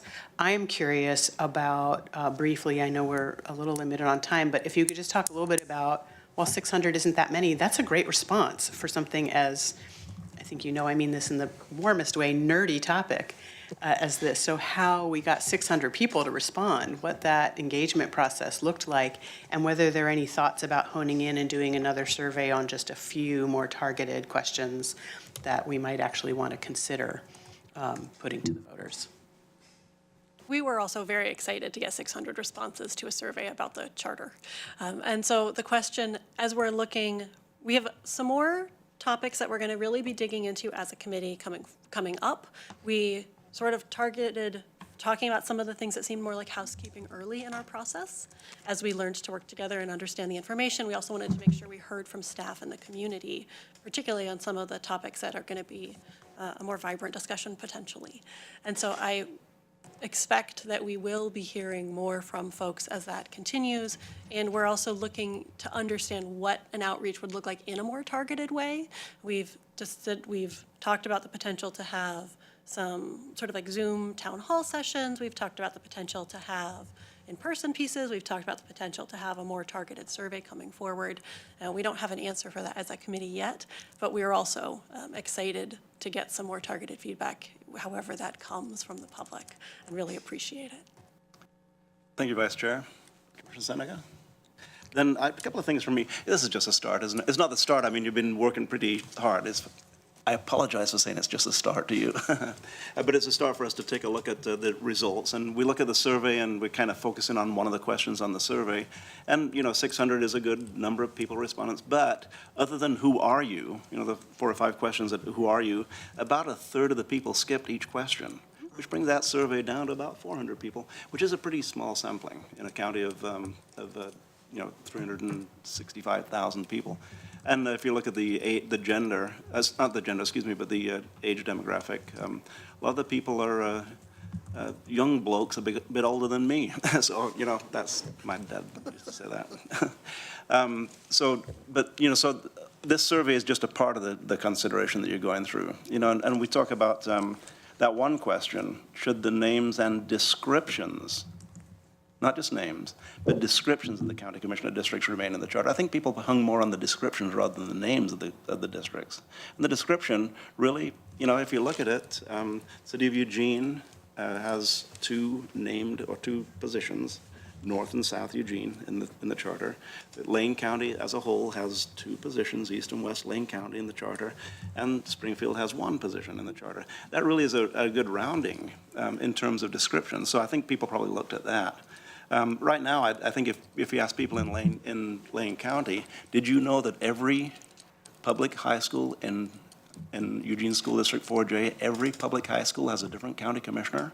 That means Eugene could give you 4 county commissioners. Oh, wait, it could give you 5 because the Laurel Hill neighborhood is also in Eugene. So the city of Eugene could give you 5 county commissioners. Did you know that? That should be a part of the question that we ask them. And should that be the case? You know, I'd love to ask that question. But that being said, this is really a beginning of a discussion. Y'all are putting in a great deal of work. And one of the 2 at-large members has stepped away. And they're, can you say which one?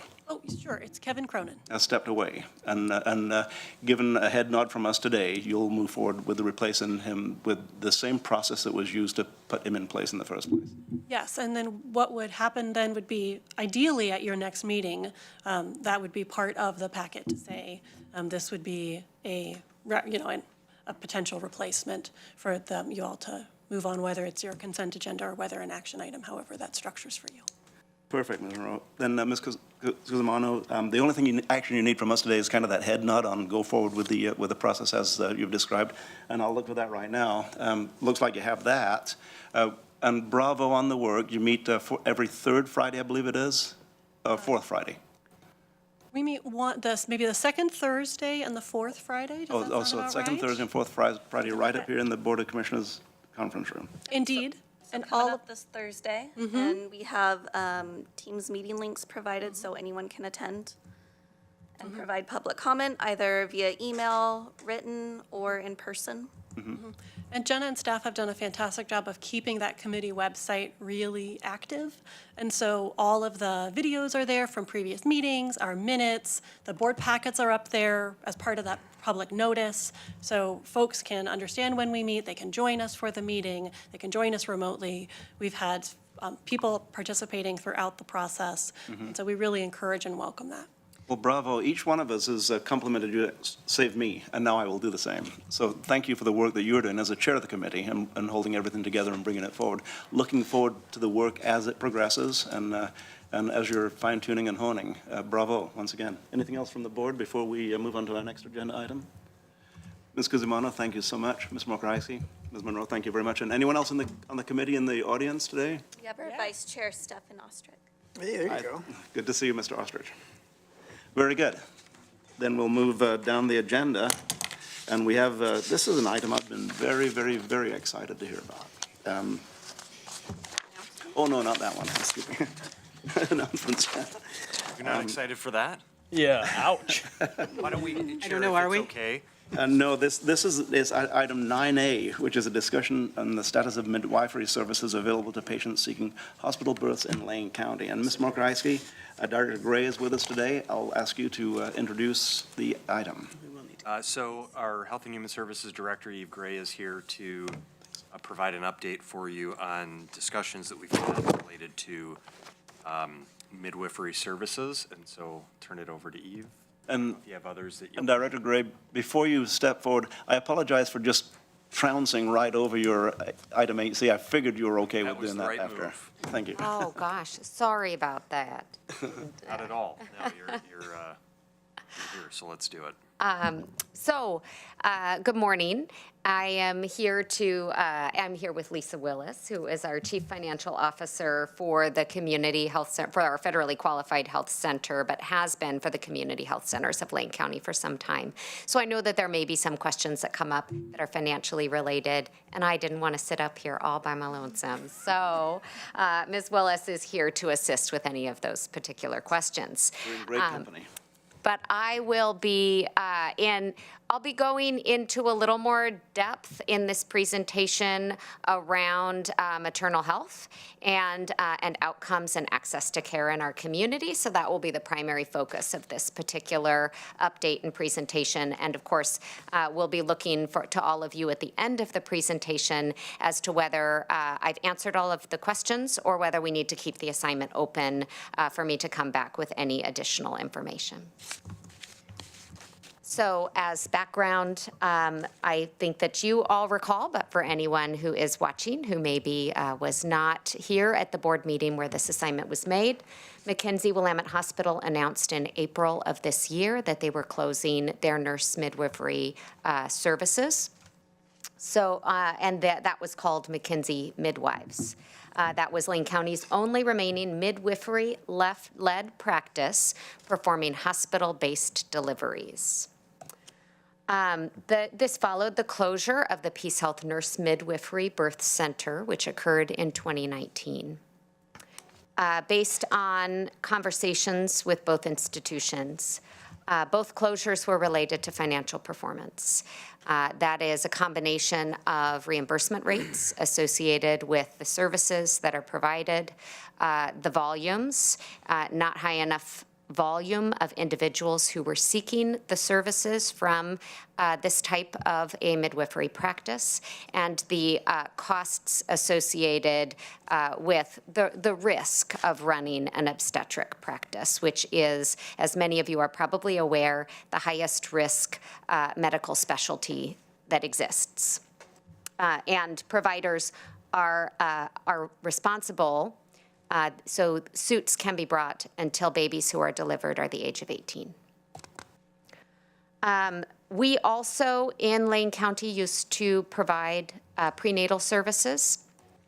And again, those services were discontinued, and that was, much like the others, a business-related decision. Low demand, high cost, and a deficit that the program was running. So on April 25th, the Lane County Board of Commissioners assigned a leadership within Health and Human Services to review two things. The current access to hospital-based midwifery care in Lane County, and also the impact to our patients from the closure of Mackenzie Midwives specifically. So I do want to start with a couple of statements from major organizations in support of midwifery care.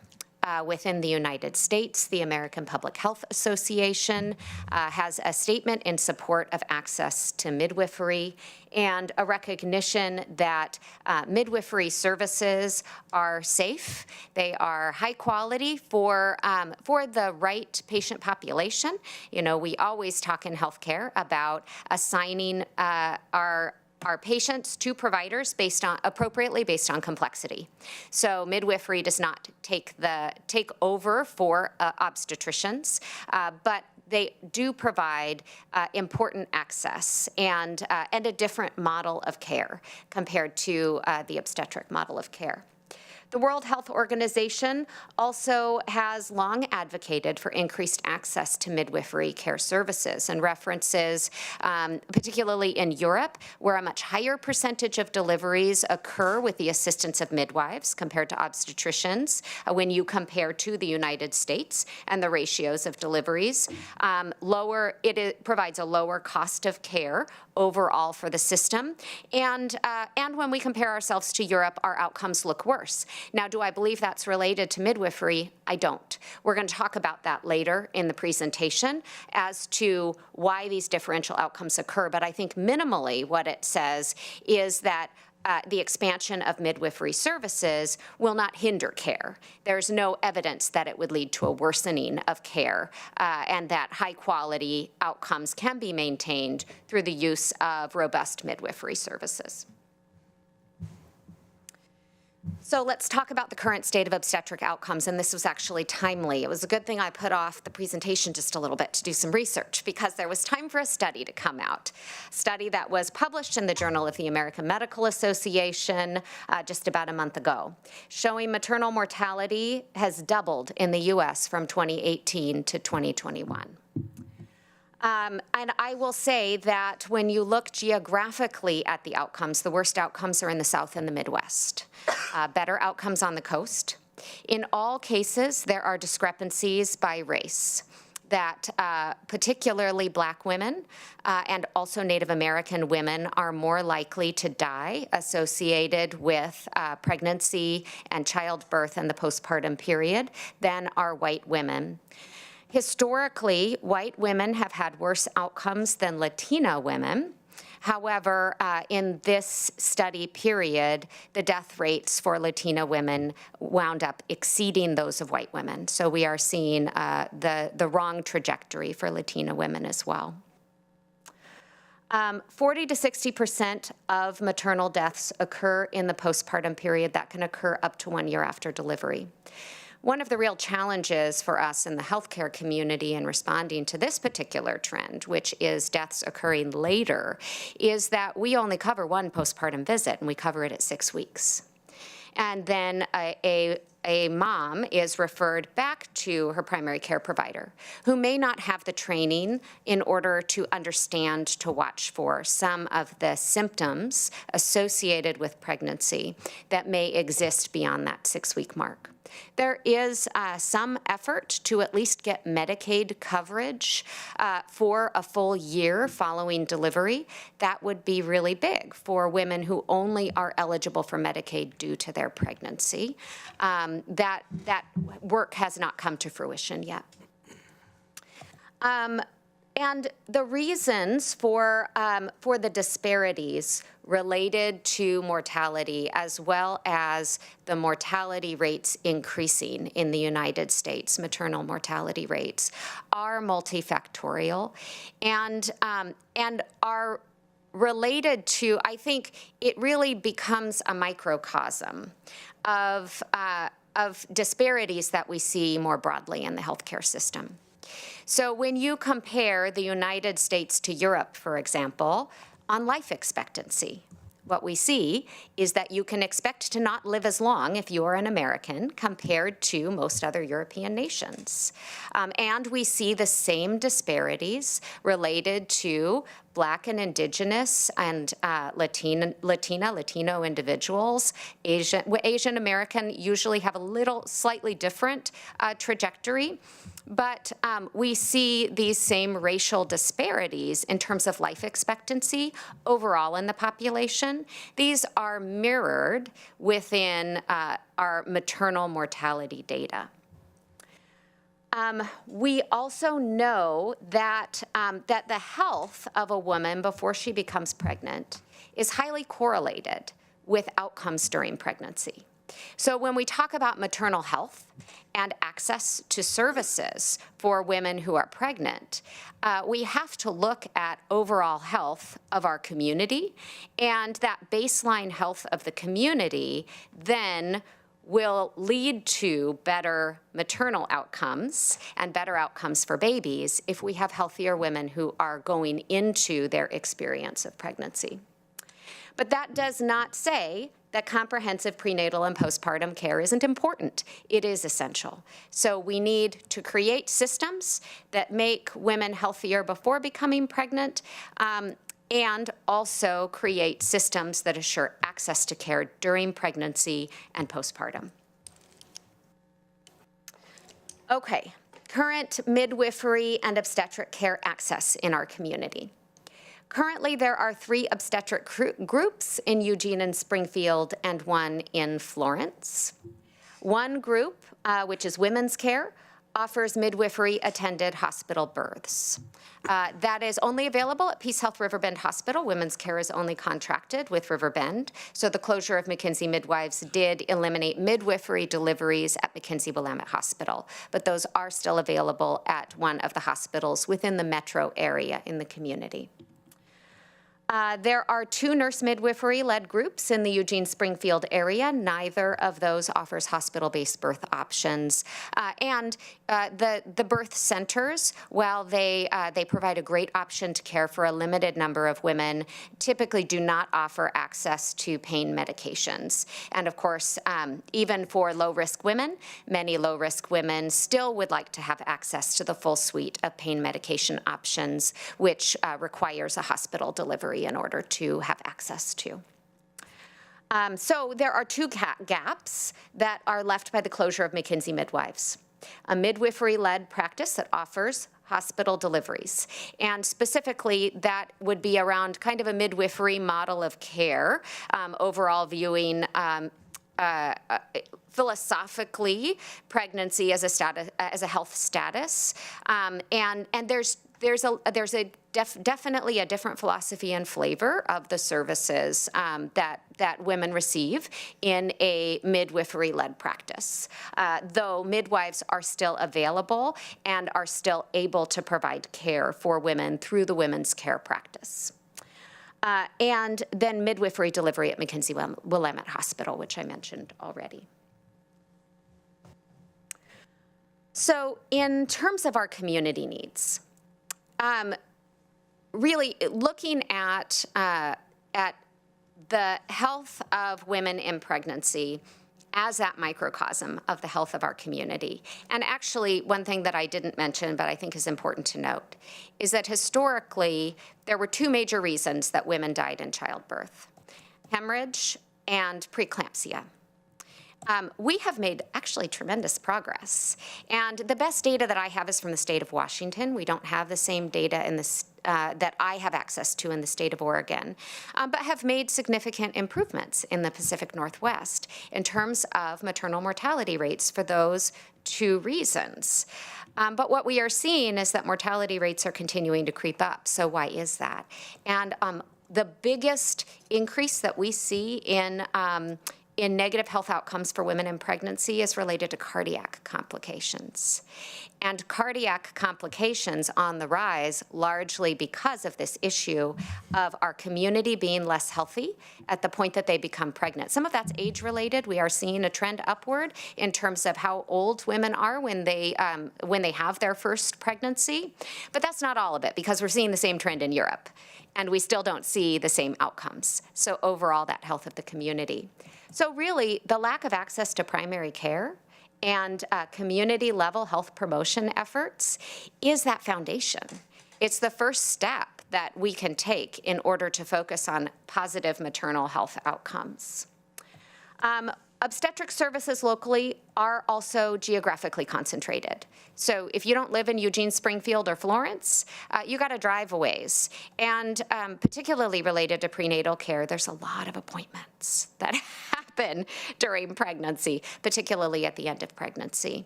And that can be a huge barrier from a transportation perspective, particularly for women who have a lack of access to a car, who maybe are trying to rely on a bus to get out from the east part of Lane County into the Eugene-Springfield area for appointments, or someone to drive them there. That is a huge barrier for women living in rural areas in our community. We also know that we have some challenges related to indicators of obstetric outcomes. So one of the best indicators that we have is just access to care for women who are pregnant.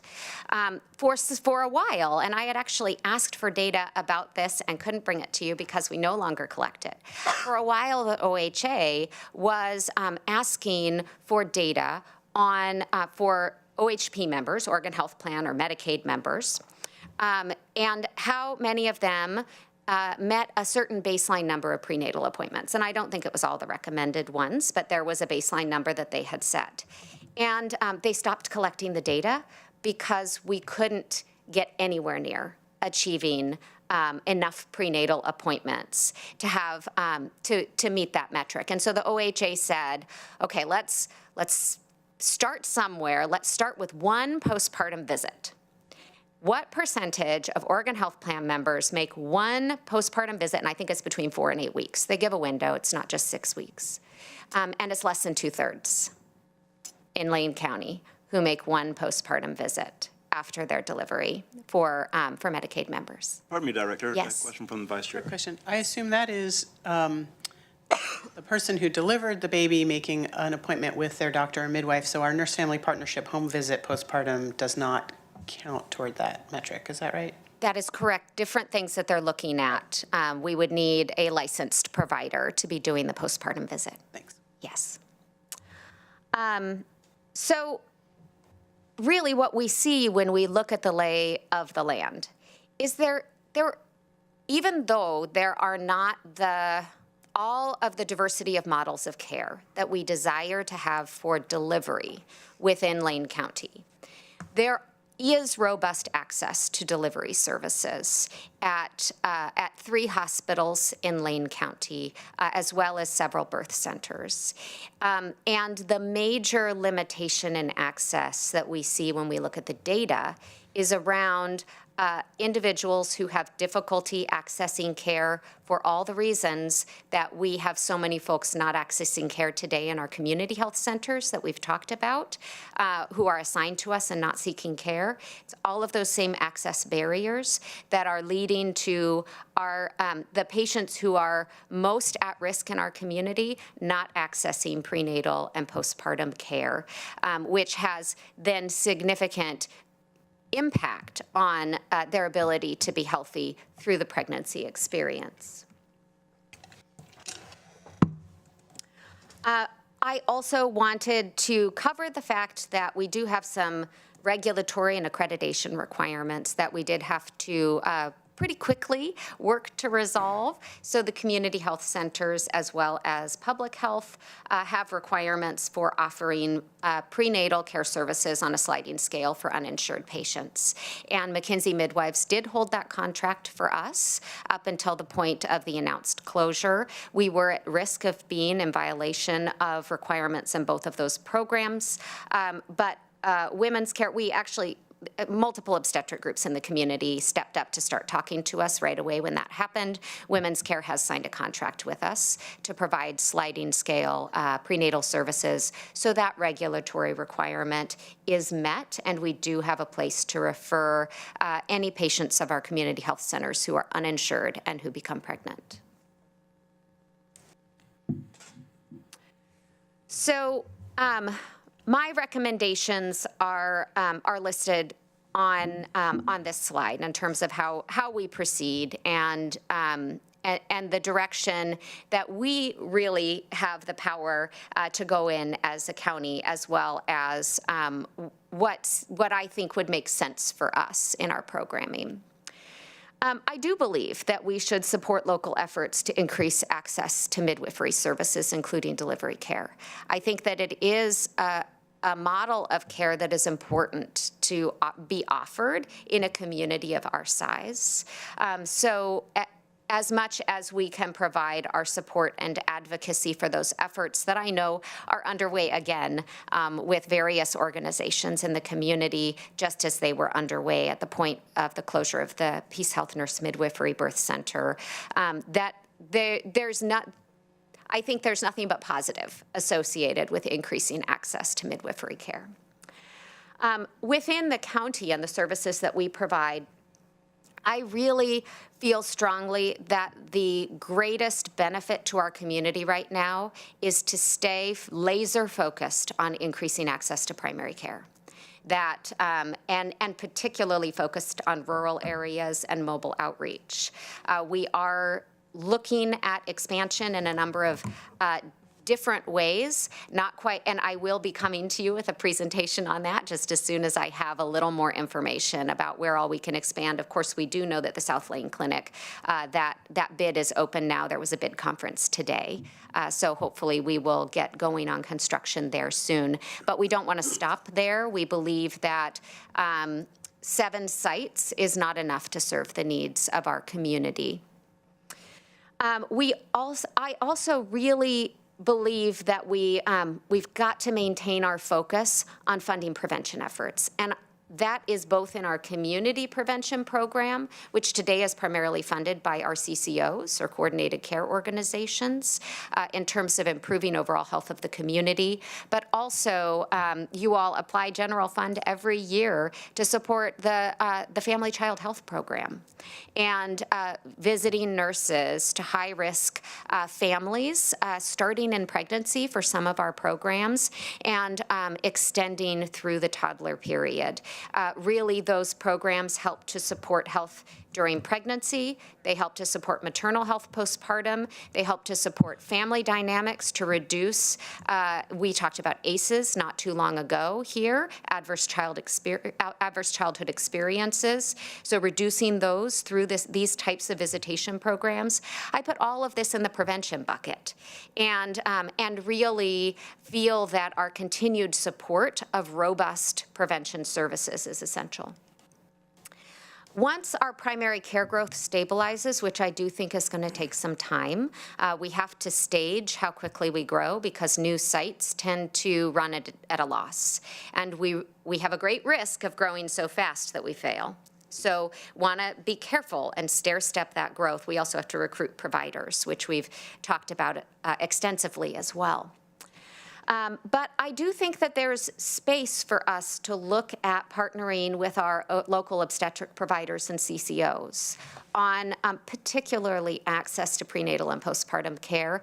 I think looking at taking the mobile services that we are envisioning today to go out and reach community members who aren't accessing services for all kinds of reasons, and barriers to accessing us the way that we ask folks to. I mean, we have a standalone site. This is what we do in healthcare.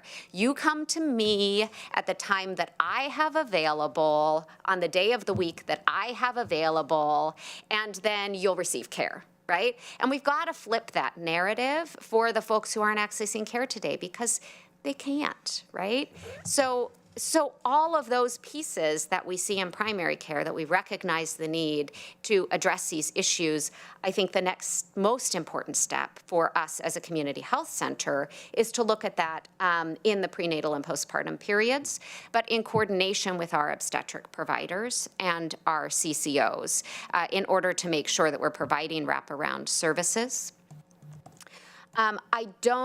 And I mentioned community health workers on the screen too, which we are investing in more and more. Trusted members of community who can go in and build relationships and trust, and then allow those of us who maybe folks have had bad experiences, either with government entities or with the healthcare system, or both. So community health workers help us to build that connection with high-risk communities.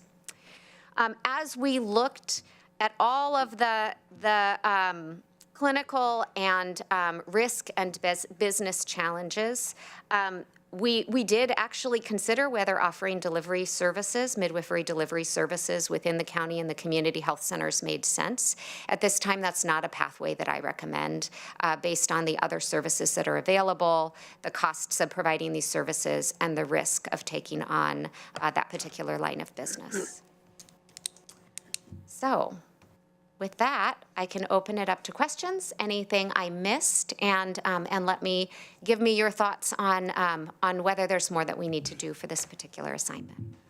I think we have a number of questions. You know, the last thing you said was not what I hoped you would say, but I fully understand the reasoning that went into that regarding community health centers being an access point. That being said, there's one thing that I'm going to point out, and you said that when looking at the health of women during pregnancy and delivery as a microcosm of health in our community, I think that's pretty powerful. And then when you come back to the recommendations really are for beyond pregnancy and childbirth. It really are recommendations across the board. So as we work on this directly, we're working on everything, but really with a focus on obstetrics, prenatal, postnatal, and childbirth. So with that, I think there are questions across the board. Who shall I start with? I started with me. Commissioner Buck. Thank you, Chair. I appreciate the whole analysis. I know you took a lot of time and care to come in to us today and present all of this. I'm too extremely disappointed with the final analysis. And I wanted to quote some data from the United Nations on this. The world is currently facing a shortage of around 900,000 midwives, with COVID-19 further exacerbating the situation, as many have been redeployed to help plug other vital gaps or their other health services that are needed. And that's according to a UN World Report. A capable, well-trained midwife can have an enormous impact on childbearing women and their families, and impact often passed on from one generation to the next. My concern is that we have one last entity, Women's Care, able to provide and contract with for this service. And I can't say enough about Women's Care because they were my doctors at the time when I had my child. But if that contract also goes unfulfilled at a future date, that leaves us with a responsibility to come in and provide this type of care. We don't know when that one may be. Maybe it will never happen. Maybe they'll be able to continue this service for an extensive amount of time. But given the information that you've shown about the fact that it is not a money-making business, and that's why the other two hospitals discontinued those services, I am concerned that at some point that contract will no longer be available and we won't have this service for folks. And at that point, I would feel obligated to ensure that midwifery services care was provided in Lane County.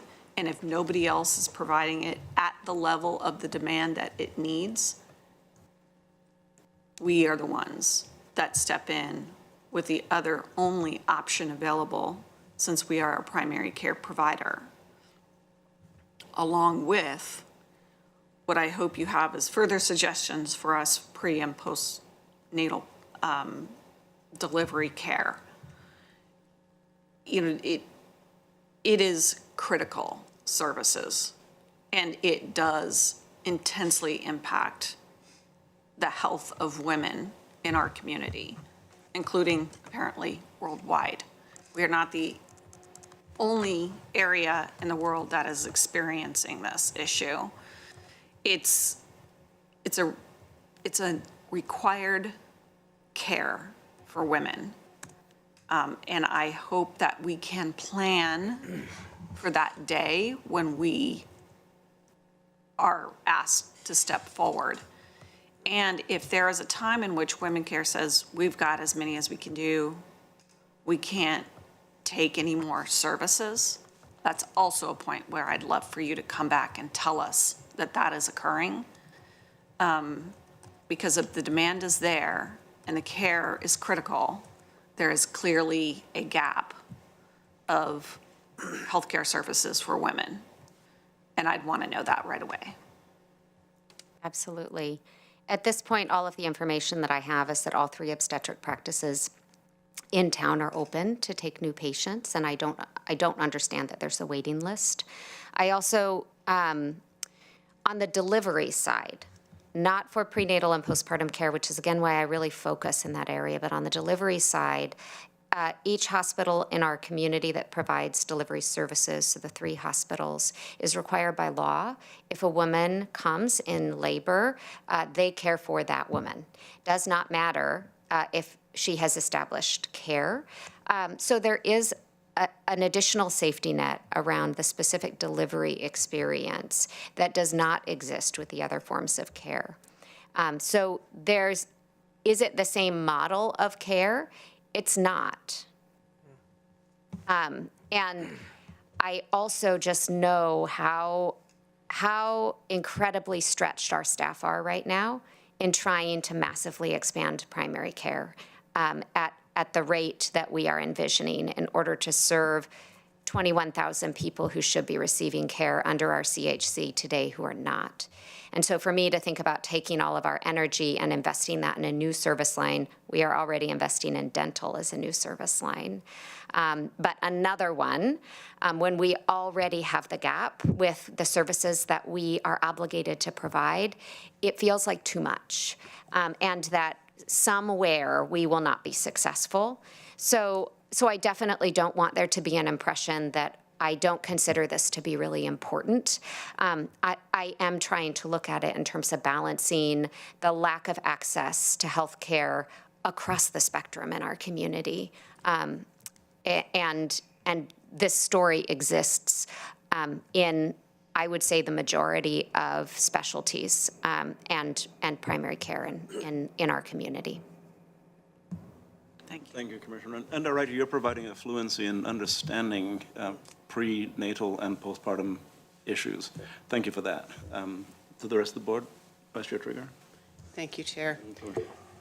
I have a lot to say about this, so I will try to be brief. And most of it not good, but not directed at you or our services. But I will end with a question that puts us on hopefully a better path.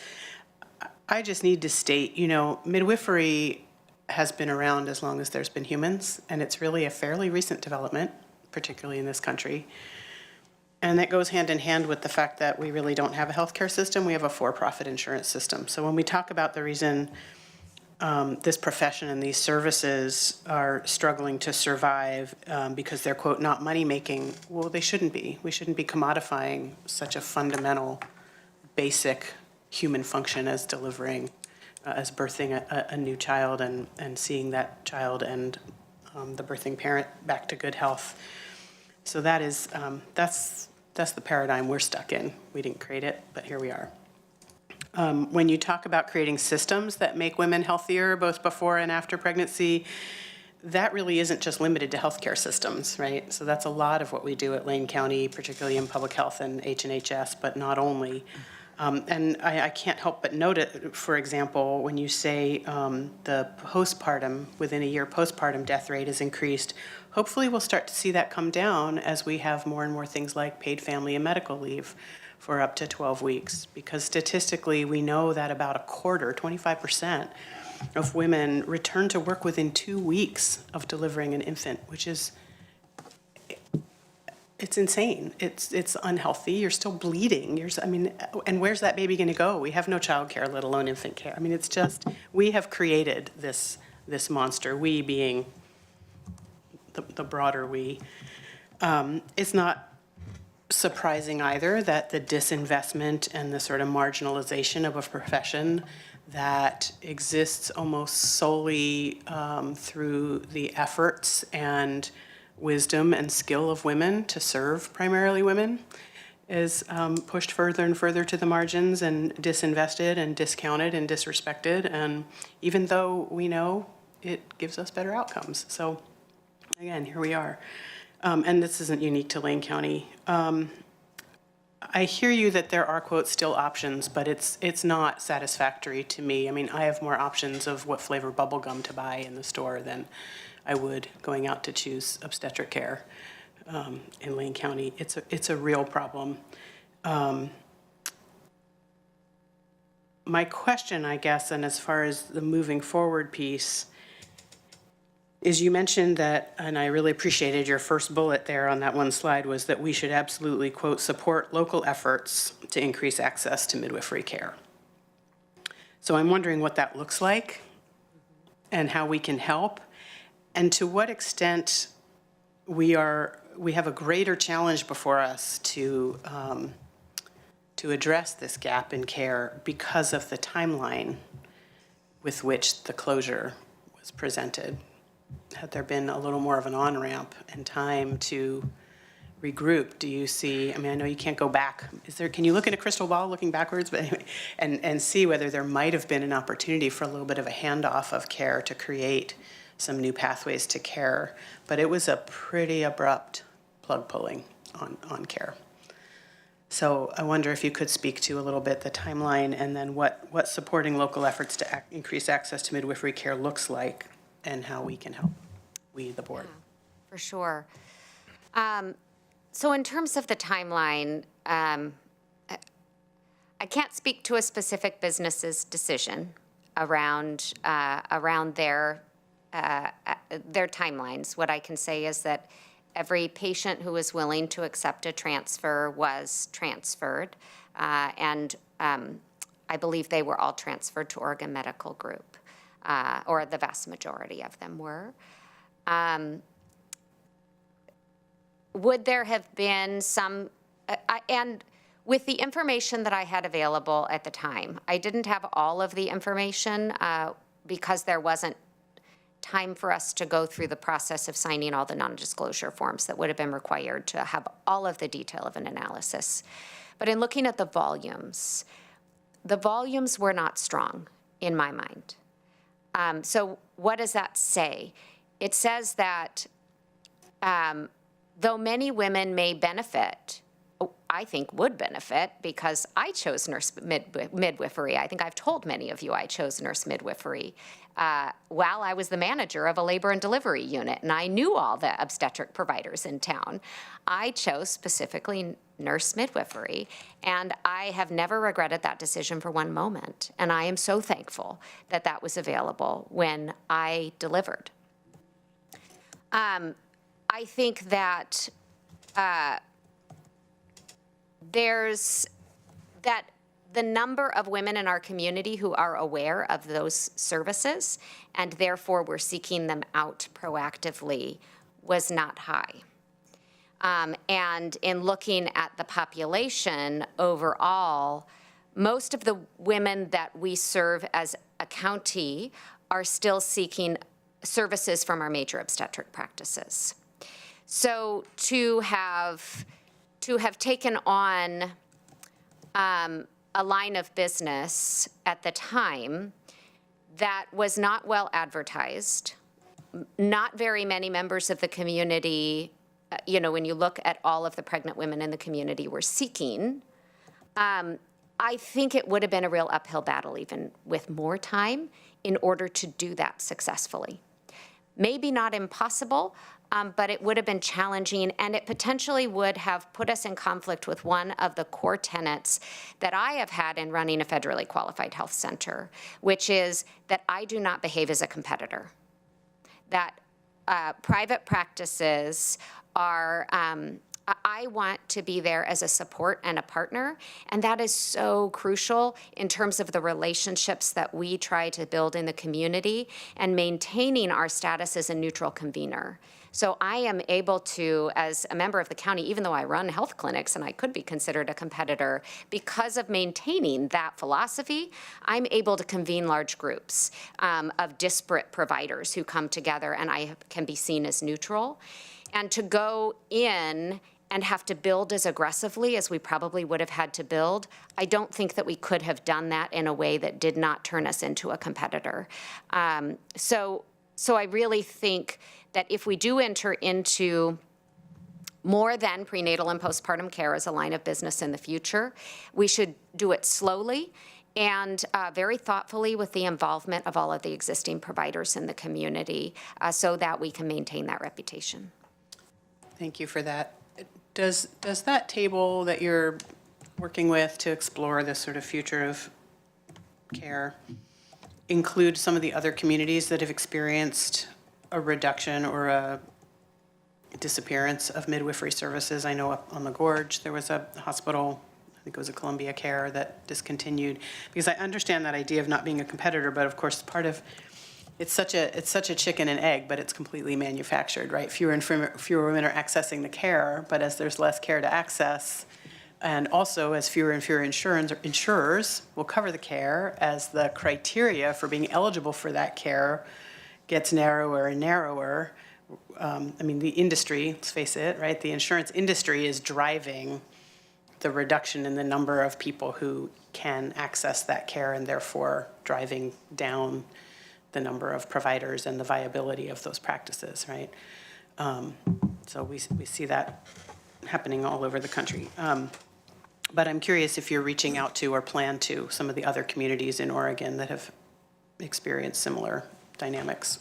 I have not. I would certainly be interested in hearing recommendations you mentioned in the Gorge. Certainly happy to do some outreach there, but any other communities you recommend would be happy to take that feedback.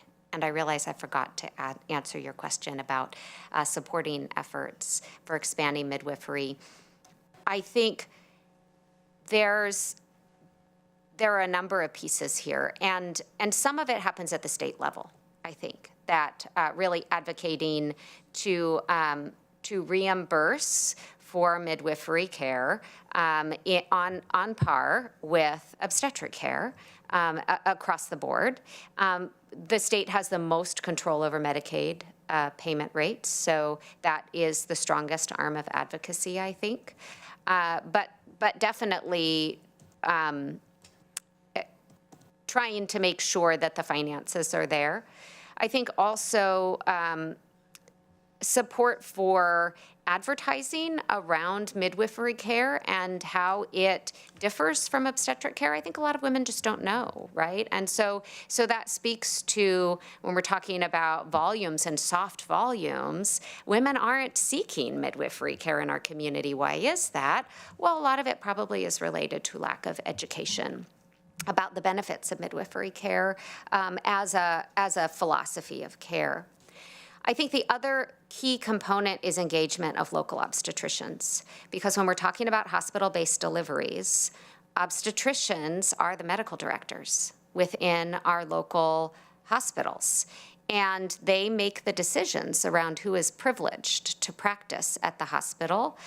They also have requirements often around oversight of midwifery practices. And I don't think that's a bad thing, because there are women who need obstetric services. Not every woman is of a risk level where it is appropriate for her to seek midwifery services. So that collaborative partnership and relationship between the obstetric community and the midwifery community, to me, is a prerequisite in order to have a successful midwifery practice. And I believe that some of those tensions that have existed are one of the root causes for midwifery suffering within our community.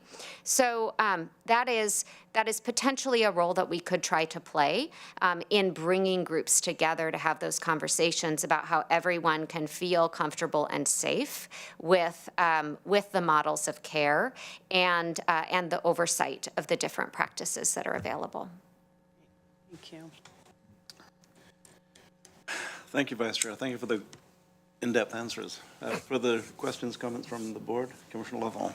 Yeah, thank you. I've been watching Lisa every time you mention something about money, and she's like, Yeah, so I appreciate your sound weighing decisions. But, also the amount of information and the depth of which you gave me more insight than what the packet suggested was really great. So I thank you for that. And then Vice Chair's sobering comments about where her heart is at with this is also something that weighs heavy. But I think if there's any ray of hope that you've shared that I might share in your thoughts is that putting emphasis on health as a lifestyle, not just during the season, hitting people where we need to see them early on and continue that health training is going to help this situation over the long haul. I remember my wife, who was in healthcare for over 40 years, she said there's two kinds of camps, those people who are set on prevention and those who are set on cure.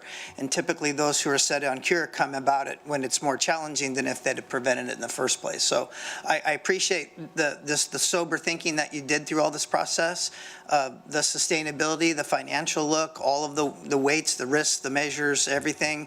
It was a tough decision, and your thoroughness was appreciated. So anybody watching, you should be applauding on your TV screens as I am here. So thank you again. Thank you, Commissioner. Commissioner Seneca. It's tough. Tough to be sitting here, tough to be sitting there. Your knowledge of this topic is about the only thing that makes the decision, not easy, but understandable. No, thank you for all your hard work. And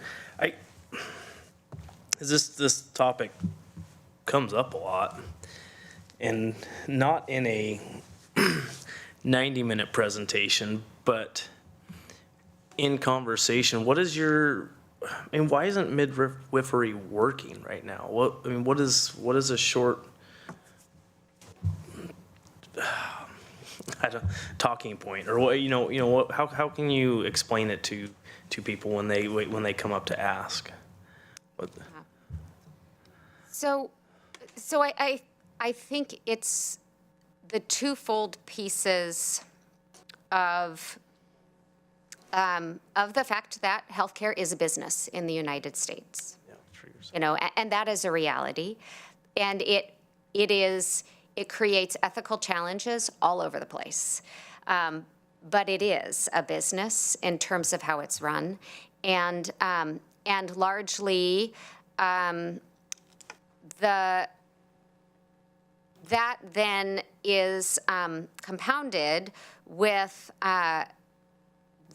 the practices or the licensures that have been given more weight and esteem within our society. So in the United States, physicians, particularly medical doctors, but also doctors of osteopathy more commonly are seen as more equal, though not completely still, are given a deference and esteem that other licensed professionals are not. And I don't see that in the United States right now. Even the American College of Obstetricians and Gynecologists has a fairly soft statement around midwifery and support for midwifery. And there's a competitive part of that. There's bias within that, and there's some reality that it is important for these disciplines to work collaboratively, just like in primary care, when we say we need to set up a team. We need a physician and we need advanced practice professionals who are providing care as a team to a group of patients, because we need to make sure that the physician who does understand the greatest level of complexity regarding folks who are the sickest, that perspective is important. I don't think in our nation today, obstetricians and midwives work in concert together in a way that helps midwifery to be successful. And so then what we see is a lot of opposition to the expansion of midwifery services, which if we had a better collaborative relationship, I don't think we would see that. So that's the contextual piece that we don't have control over. But when you ask why is midwifery not working today, I think that's probably a really big part of it. Thank you, Commissioner. Dr. Gray, there are a few things that you said that I wrote down that really are very poignant to me. The first thing, I was the manager of a maternal services company, and I chose nurse midwifery services for your own personal, so that gives you an indication as to the breadth of the potential in Lane County for women who would like to choose it but don't have the opportunity to choose it. And I think that's kind of what we're talking about here today, is how can we be a part of expanding that opportunity. That being said, there are a couple of other things that you said, that staff is stressed trying to expand primary care and trying to staff to expand primary care. So I think with that dynamic in mind, we know how difficult that is. And you mentioned there are 22,000 people who should be accessing our primary care who aren't, who heaven knows where they're accessing primary care. If in fact they are, probably aren't. And there are 22,000 people that we know of that are in that situation. How many beyond that should be accessing our primary care but aren't even in that cadre that you mentioned of 22,000 people?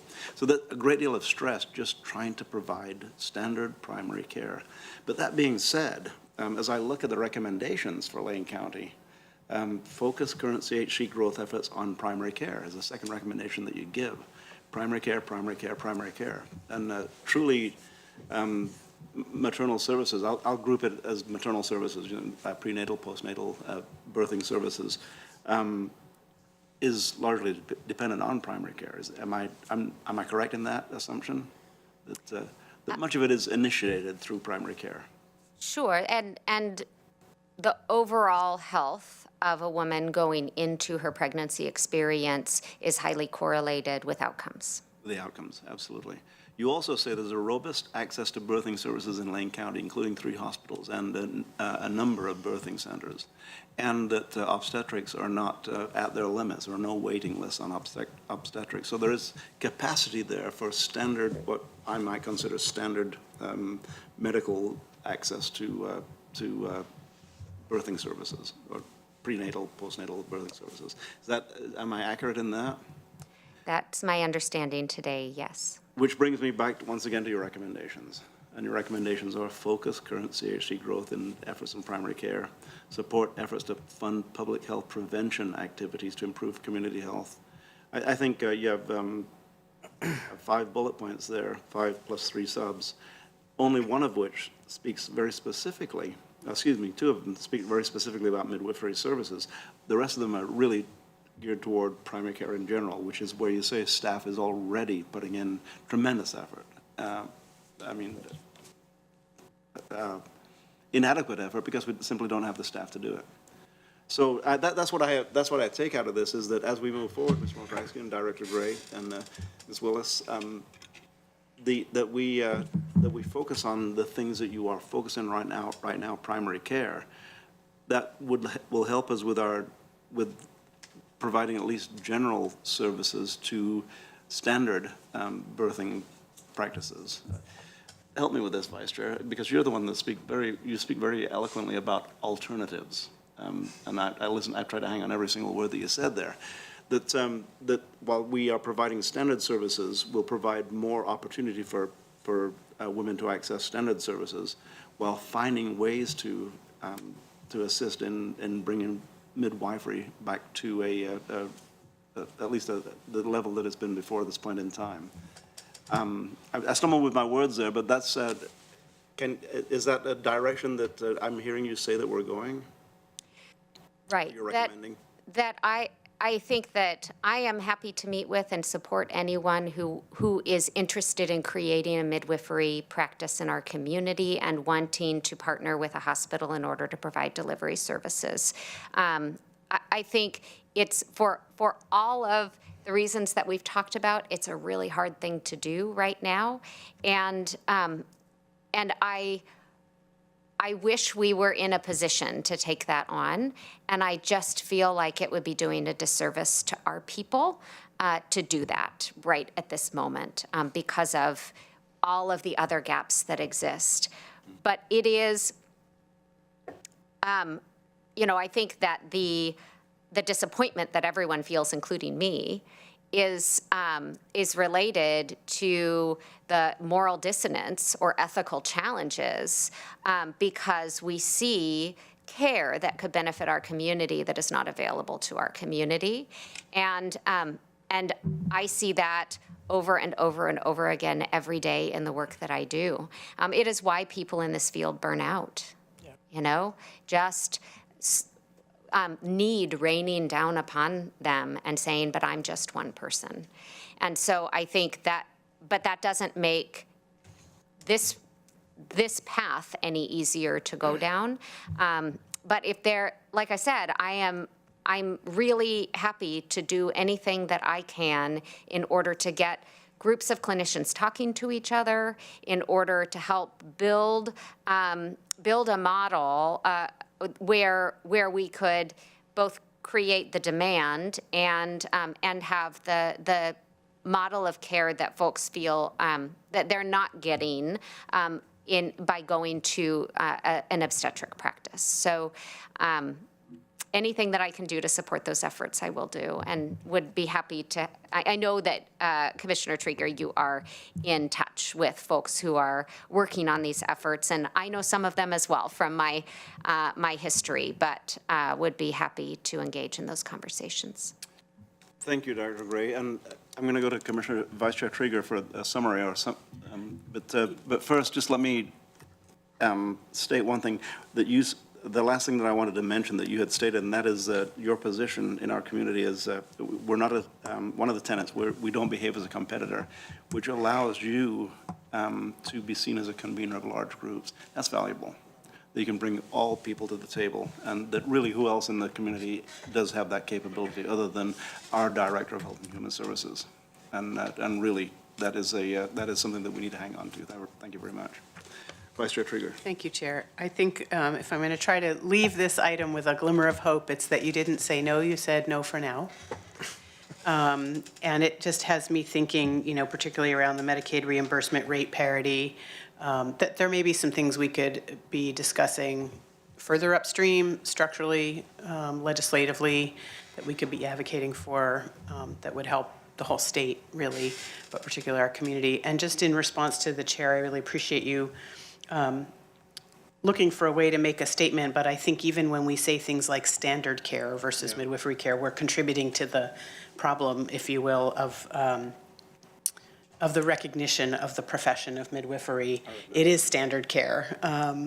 In fact, obstetrics has used to be the non-standard of care, not more than a generation or two ago. And the problem with it, right, is what's that saying? If everything, if all you have in your toolkit is a hammer, everything looks like a nail.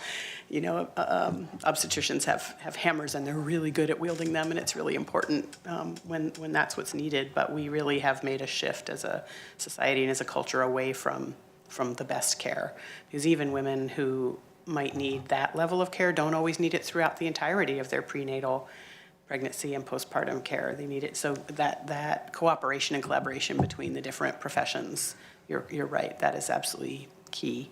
And again, because it's a profit model, that is where people get their sharp elbows and the competitiveness sets in. So it's a problem bigger than us. I really appreciate everything you've done to dig into it, to the local advocates for raising this issue and being engaged. And I will absolutely connect with you offline and just talk about what is the path from now till whatever point in the future we can be part of helping build that service back with more options in our community, whether we're delivering it directly or facilitating the delivery of it. No pun intended on the delivery. Really appreciate it. Thank you. Thank you for that, Vice Chair. And you know, I grew up in Northern England, and as I was growing up, until my baby sister was born, I didn't know anybody who was born in a hospital. I think that was the last generations, or I don't know however many ago generations that was in this country. But in Northern England, that was the standard. You weren't born in a hospital. That being said, there's no action required today. Is there anything you'd like to hear from us beyond what you've already heard? I think, are you comfortable closing this particular assignment is the final question. With the caveat that the Vice Chair just added, that this for now, you know, that this is something that while closing it, we're not forgetting about it. And we're not, accepting the fact that we're pushing forward on primary care issues as a agency, that it's not all we're pushing forward on. So with that caveat, yes, I think I can speak for the board in saying yes. Thank you. Thank you. Thank you. Thanks. Wow. Then we'll step back, Mr. Morgracia, to item HC, which is announcements. Thank you, Chair. And so I have 4 other assignments that I wanted to review with the board and suggest that they are closed. The first one was from July of 2022, an assignment for a work session on the Port of Coos Bay grant application for the U.S. Department of Transportation's mega grant program for construction of a container port and railroad upgrade. The status update, as you may know, is that the Port of Coos Bay was unsuccessful in the mega grant first round of grants. The port is considering a subsequent application to U.S. DOT following some focused advocacy during the 23 legislative session. So Lane County staff will monitor the status of the proposed project and will alert the board at a later time if this becomes germane for a work session once again. Otherwise, we're planning to remove that from our assignment list. Second one is August 2022 assignment requesting a presentation on the City of Eugene and Lane Transit District Moving Ahead program. This was initially delayed at the city's request, and subsequently the hire of the new LTD Executive Director, Jameson Otten. The Moving Ahead program has been paused. So that program is actually on pause. I do have a meeting tomorrow with Mr. Otten, so I can touch base with him on what the status is. But county staff plans to monitor future status changes and alert the board on any changes to the status. Otherwise, we're planning to remove that. The third one is October 22 assignment requesting more than 15 minutes staff time to assist Pleasant Hill and Goshen Fire and rescue districts. I can assure you we have spent more than 15 minutes on those. And I think, as you know, we've worked extensively with the 2 fire districts on their ballot measures that are coming at different times. Those, to my knowledge, are moving forward. We've learned a lot. We've all learned a lot, and I think we'll be aided the next time that district formation is contemplated in being really clear about the various parts of Lane County that need to engage in supporting those efforts. So we're planning on crossing that off the list because they're moving ahead, I think, as the board had expected them to. The fourth and final assignment was also from October of '22 regarding exploration of a 5-acre boundary extension in Blue River associated with possible drain field for wastewater. This assignment is no longer relevant as the hydraulic assessment has been ruled out, or the hydraulic assessment has ruled out the use of that parcel for a drain field. So we're also planning on moving that. So those 4 assignments are going to be removed unless there are any questions or comments from the board. And that's all I have this morning, Chair. Thank you, Ms. Margaret. Yeah, I think that gives us less on that list that we look at every Tuesday mornings. Very good. This is what we want, right, with the assignments, is they should be moving. I mean, they should, and you can always bring things back up, but I think it's good, just on the last item, I know it's hard to cross off assignments when they don't feel like maybe they were completed in the way that you want them to be completed, but sometimes things happen. They'll come back to us when they're relevant or there's energy to move them forward, but it's helpful to be able to work through those assignments and move them off if they're no longer the focus of attention so that we can move our attention to other items. Well, thank you.